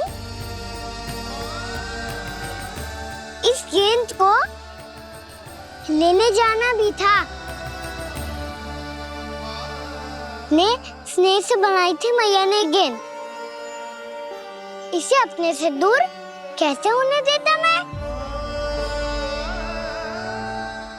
आपको आभास भी ना है मैया कि आप मेरे लिए कितने महत्वपूर्ण हो। ये सत्य है कि सभी देवता, प्रकृति, भक्त, ये सब है मेरा ध्यान रखने के लिए, मेरी सेवा करने के लिए। पर क्या इनमें से कोई भी मेरी मैया का स्थान ले सकता है? और आप भी तो यही चाहती थी कि मैं आपका लल्ला बन के आऊं, कि मैं आपका लल्ला बन के आऊं, कि मैं आपका लल्ला बन के आऊं। आज जैसे आपने मुझे अपनी गोद में लिटा रखा है, क्या कुछ ऐसा नहीं हो सकता कि शीघ्र ही मुझे आपको अपनी गोद में खिलाने का अवसर मिल जाए? मैया, नारायण का अवतार होना क्या इतनी बड़ी समस्या है कि आप हृदय से भी राह लगा सकते? मैया,